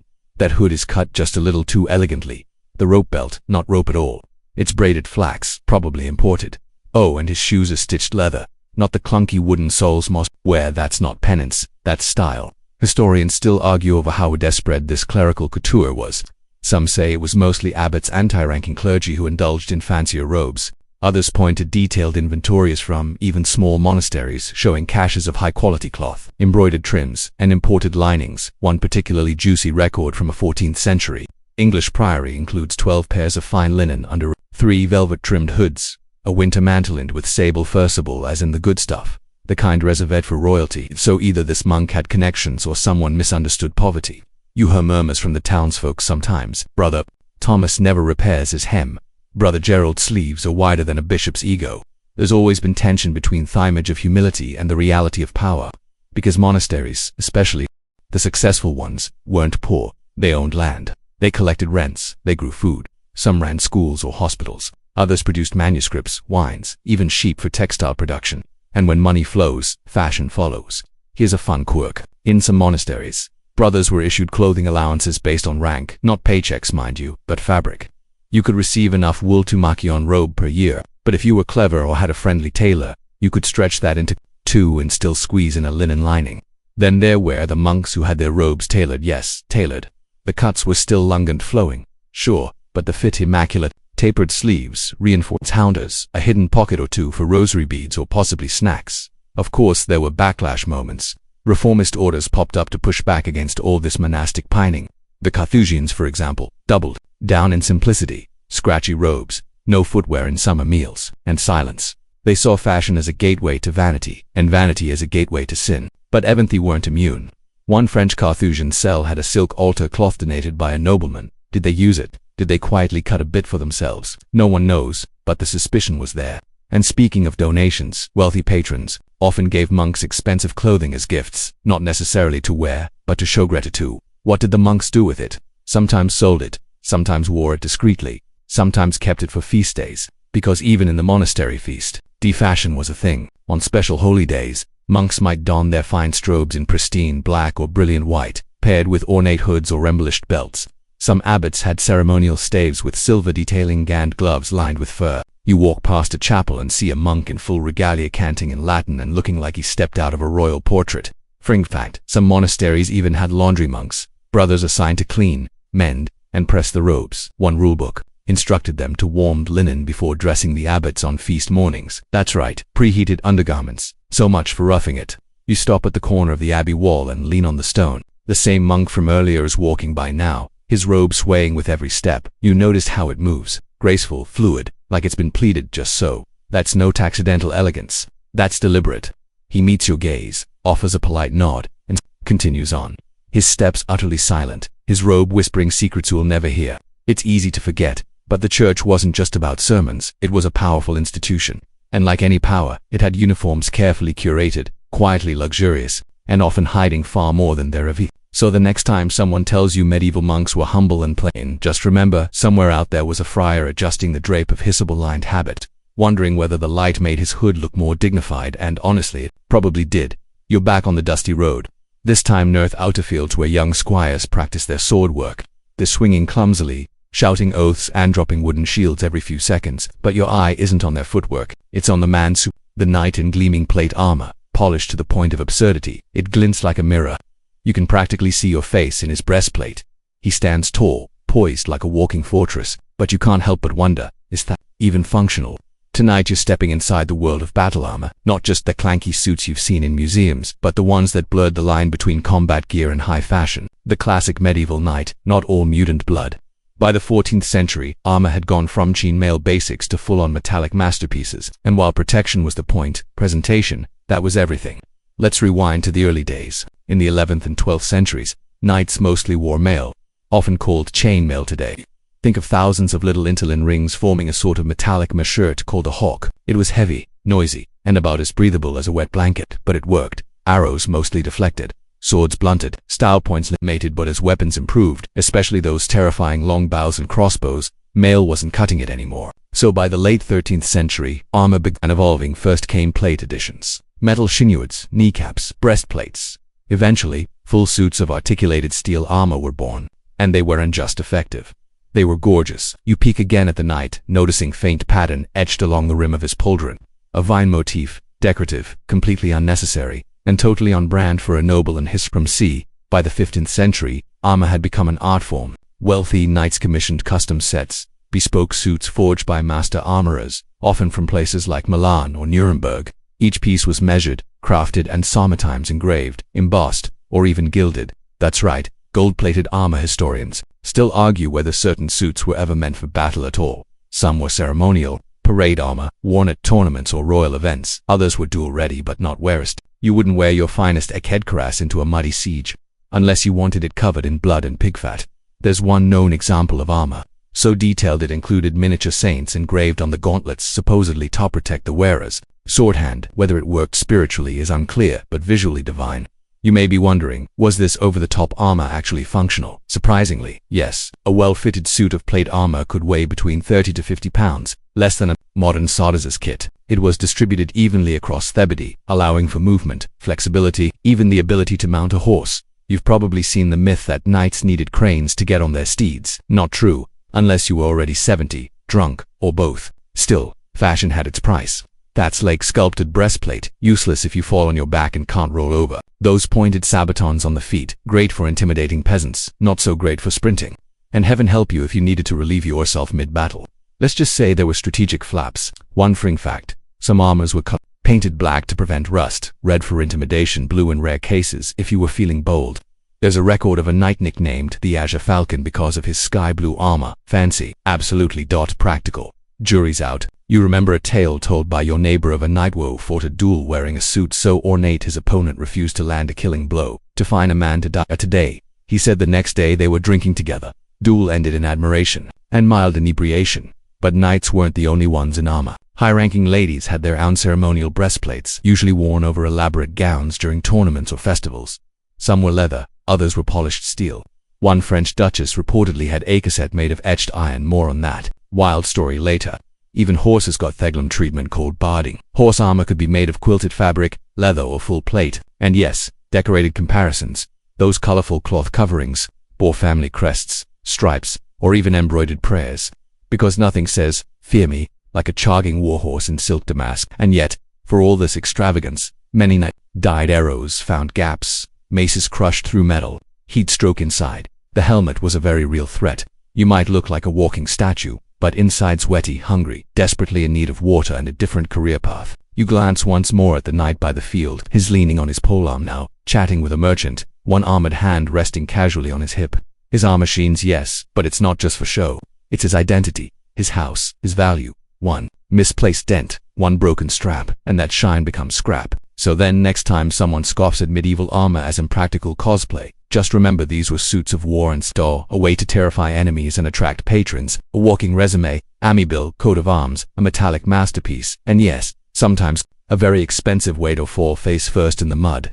You're at the edge of the training yard now, leaning on a post, still thinking about all that gleaming armor when something else catches your eye. Someone just astragiled just as structured, but not a knight. It's her, a noblewoman standing in the manor steps, perfectly composed in a gown that seems to defy anatomy. She isn't moving much, can't. Her waist looks impossibly narrow, her posture upright and rigid like she's bracing for battle. And in a way she is tonight, you're squeezing into the rigid, breath-stealing world of metal. Who's to say? You run your fingers over the pouch at your waist now, no feathers, just a rock smoothed by river water, gifted to you by someone who said it could anchor thoughts. You kept it not because you believed him, but because you kind of do now. There's power in routine, in ritual, in something that ties around your middle and says, this is mine, this is me. Even fashion caught on. In the later Middle Ages, girdles became status symbol. A wealthy merchant's daughter might wear one so long the ends brushed the floor, adorned with tiny bells, no less. Each step rang out, yes, I can afford to ruin fabric, and everyone heard it. Some knights wore ceremonial girdles in tournaments. braided cords from their lady loves, tied before bottle, often kissed before the lance lowered. That's not armor, that's romantic branding. But the quiet belts, the ones under the tunics, invisible, plain, humble, those held the most stories, secret oaths, unspoken griefs, silent protection. You know one woman in the village who keeps her late husband's belt in a box under her bed. She hasn't worn it in years, but she unties it once a season just to feel the knots again. You tug yours a little tighter, noticing how natural it feels, how many times you've adjusted it without thinking. The way the pouch settles just so on your hip. The soft tug of the weight when you walk. You're not rich. Your girdle isn't gold or embroidered, but it holds your tools, your memories, maybe a little magic, maybe just habit. Either way, it's not coming off anytime soon, because here, in this tangled old world, where fabric is law and clothes are identity, there's nothing more personal than the belt you choose to wear every single day, even when no one's looking. You're in the chapel now, not for mass, not for confession, just passing through. The air is thick with incense and something older, quieter, dust maybe, or memory. A carved wooden coffin rests near the altar, draped in a linen pall. A monk stands nearby, swinging a censer. Behind him, two women adjust a folded cloth at the foot of the bier. You pause.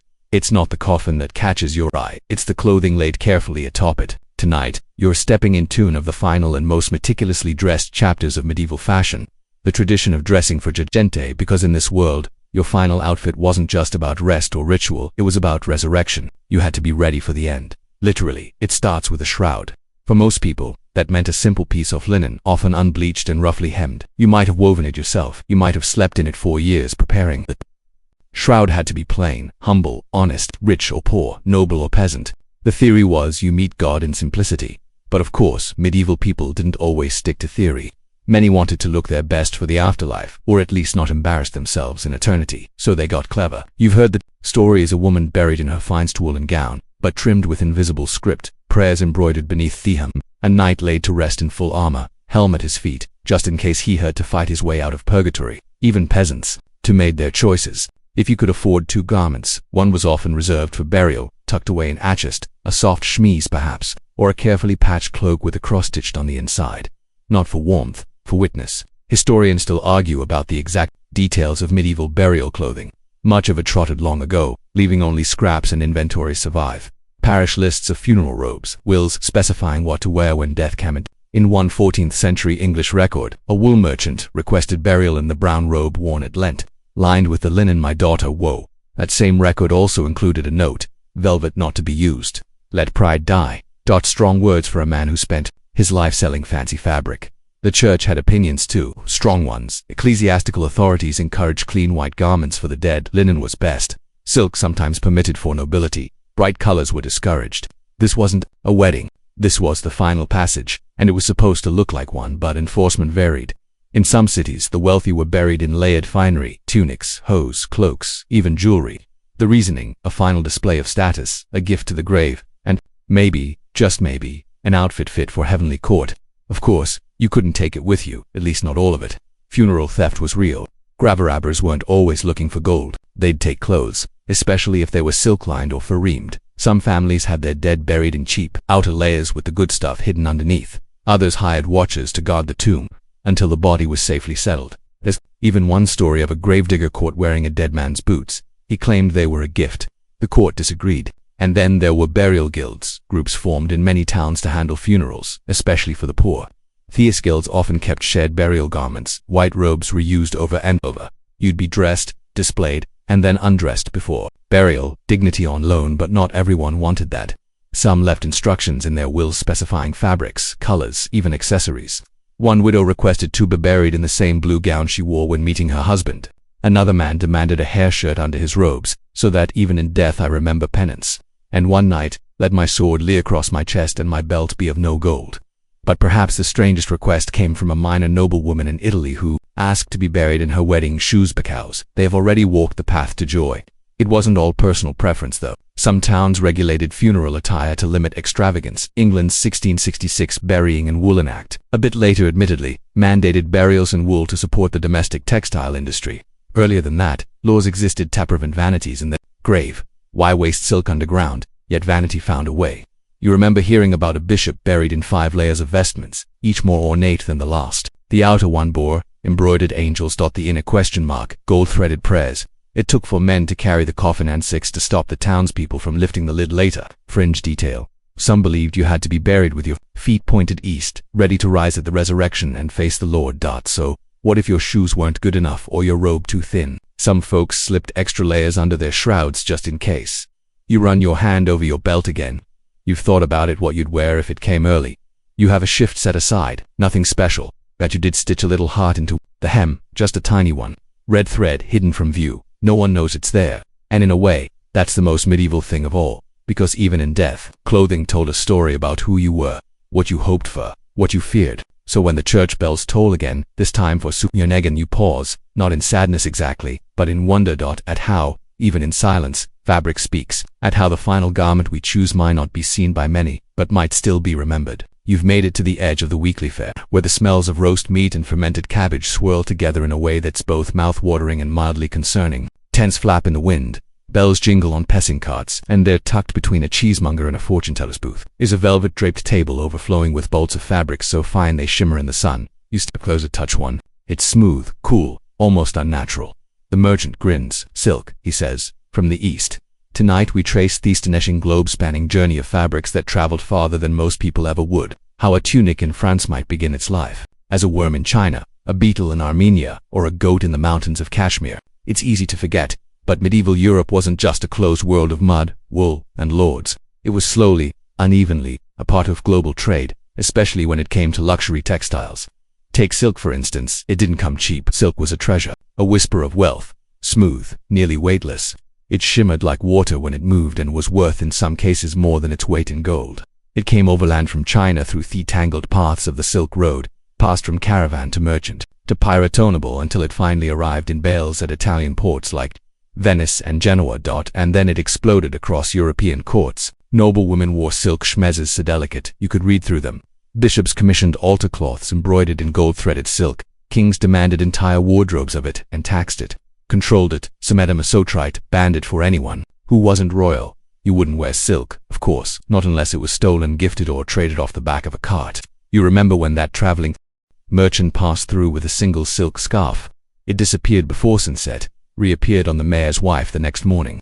She claimed she'd had it for years. Right, but silk wasn't the only textile import turning heads. Cotton made waves, too, though in a more humble, practical way. Imported from India and the Middle East, cotton fabric slowly began to trickle into Europe. It was cooler than wool, softer than linen, and washable without turning into shrink-wrapped sadness. Still, it was rare in the early Middle Ages, so rare that many Europeans thought cotton grew on sheep trees. Yes, literal sheep hanging from plants. There's even a medieval illustration showing a cotton plant sprouting tiny white sheep instead of blossoms. Scholars believe the vegetable lamb grew in far-off lands, rooted to the ground, but still somehow alive. A weird misunderstanding, sure, but also a great example of how foreign fabric sparked both fascination and myth. And then there's dye, the invisible ingredient that traveled as far as their cloth itself. You think that vibrant red tunic you saw at the cathedral was dyed with berries. Think again. The brightest, richest red often came from cochill, an insect harvested in Central and South America, though Europeans didn't get widespread access until after 1492. Before that, they used Kermes Anatherberg's dye from the Mediterranean, thousands of crushed insects for a single ounce of dye blue. True, deep blue came from indigo grown in India and later West Africa, but even before indigo, medieval Europeans used WD stinky fermented plant processed in ways that would get you kicked out of polite society. Entire houses were built on the outskirts of town because no one wanted to live next to wet vats, except for the workers who probably no longer had a functioning sense of smell. Purple, of course, was the rarest of them all. The kind that came from Tyrian purple, made from thousands of Cruciaceae snails, was so expensive that it was practically a crime to wear it unless you had a throne. Literally, Roman emperors made it illegal. That legacy stuck around. If your purple trim was too bright, you might get fined or accused of impersonating royalty. And let's not forget Mohari, Kashmir, and damask, fabrics and finishes from Persia, Central Asia, even North Africa. There's a reason you see Middle Eastern patterns woven into European tapestries, because fashion, like gossip, always reveals fringe tidbit. Some textiles arrived as religious relics. Priests would travel to the Holy Land and bring back embroidered cloths, claiming they came from Christ's tomb or Mary's veil. Whether true or not, these fabrics were often cut up and sewn into vestments, wall hangings, or tucked into Riaquaria's sacred thread. One town you passed through had a church banner, woven with gold thread silk, taken from a Byzantine emperor's tunic. It flapped in the wind once a year on Saint's Day and was otherwise kept in a locked chest like a sleeping dragon. But what about ordinary repel? You and most like you rarely saw these fabrics. But sometimes, just sometimes, a scrap of imported cloth made its way to your village, maybe sewn into a noble's cloak, maybe used to patch an old sleeve by someone with very good connections, maybe reworked into a bookbinding ornament. And when it did, it was talked about for months. Did you see the ladies' shmees? Where did that thread come from? Is that silk? You once heard of a peasant bride who wore a hand-down veil edged with blue silk. The whole town came to the wedding, not for the vows but to touch trim, because in a world where most clothes were made of sheep, sweat, and stubbornness, foreign fabric was more than luxury. It was magic, a little piece of sun, a whisper from beyond your world. You run your fingers along your own sleeve now. Just wool, but there's a patch near the cuff, a slightly finer weave, from your aunt's cousin who traded chickens for it from a traveler on his way to Avenue. You've never been to Avenue, but somehow a thread from that far-off place wraps your wrist tonight. And that you think is the strange power of medieval fashion. Even if you never leave your village, your clothing might already have its late. Now the stars are out. A few village windows flicker with firelight. But the streets have gone mostly quiet except for two figures moving down the lane in haste. You squint. One is clearly a woman, long skirts gathered in her hands. The other is not, or rather is not dressed like a man. Tonight you tiptoe into the dark rule-bending, sometimes dangerous world of cross-dressing and consequences in medieval Europe, where slipping into the wrong garment wasn't just rebellious, it could be heresy or heroism or both. See, medieval people took gendered clothing very seriously. Men wore tunics, hose, cloaks, and belts. Women wore kirtles, veils, wimples, and gowns. These were not interchangeable. Clothing wasn't just functional. It was moral, spiritual, a visual statement of your God-given role. So, what happens when you change the script? Let's start with women. There are dozens of recorded cases, some real, some myth, of women dressing as men, sometimes to escape danger, sometimes to join the army, sometimes to claim freedom that society denied them. Take Elena Rakina, for example, a 14th century sex worker in London born biologically male, but arrested while dressed as a woman, going by LLANER. During her interrogation, she admitted to sleeping with both men and women, taking on both male and female identities. Historians still debate whether Elena was transgender, a performer, or simply surviving. But one thing's clear, her clothes made her visible and dangerous. Then there's Joan of Arc, maybe the most famous case of cross-dressing in medieval Europe. Joan, a peasant girl turned military leader, wore armor, short hair, and male clothing during her campaigns. Did it for practicality, for protection, and she claimed by divine instruction. And yet, after her capture, one of the charges used to condemn her was her clothing heretic, they said, for wearing man's attire, not because she fought, not because she heard voices, because of her doublet. And historians still argue whether this was about gender or about obedience, but the fact remains cross-dressing got her burned at the stake. The very armor that protected her on the battlefield became part of her death sentence, but not organ. Stories ended in flames. There's the tale of Hildegard of Bingen, a nun, scholar, and mystic who supposedly wore male-style robes when addressing bishops and nobles. Was it defiance, symbolism, or just practicality? We may never know. But the robes mattered, they said. I'm not here to besmell. Some stories are even more dramatic. A certain knight, named Lost Time, was said to have disguised himself as a nun to hide in a convent after a failed duel. He cut his hair, borrowed a veil, and lived among women for months. According to legend, he found peace there. He stayed, swapped sword for, traded armor for wool robes. Whether it's true or not, the story stuck. Clothing is transformation. And then there's the reverse, women dressing as men to escape their station. There are real court records of women who lived for years as male apprentices, taking on trade jobs, traveling alone, even marrying other women under false identities. When discovered, they were often imprisoned or publicly shamed.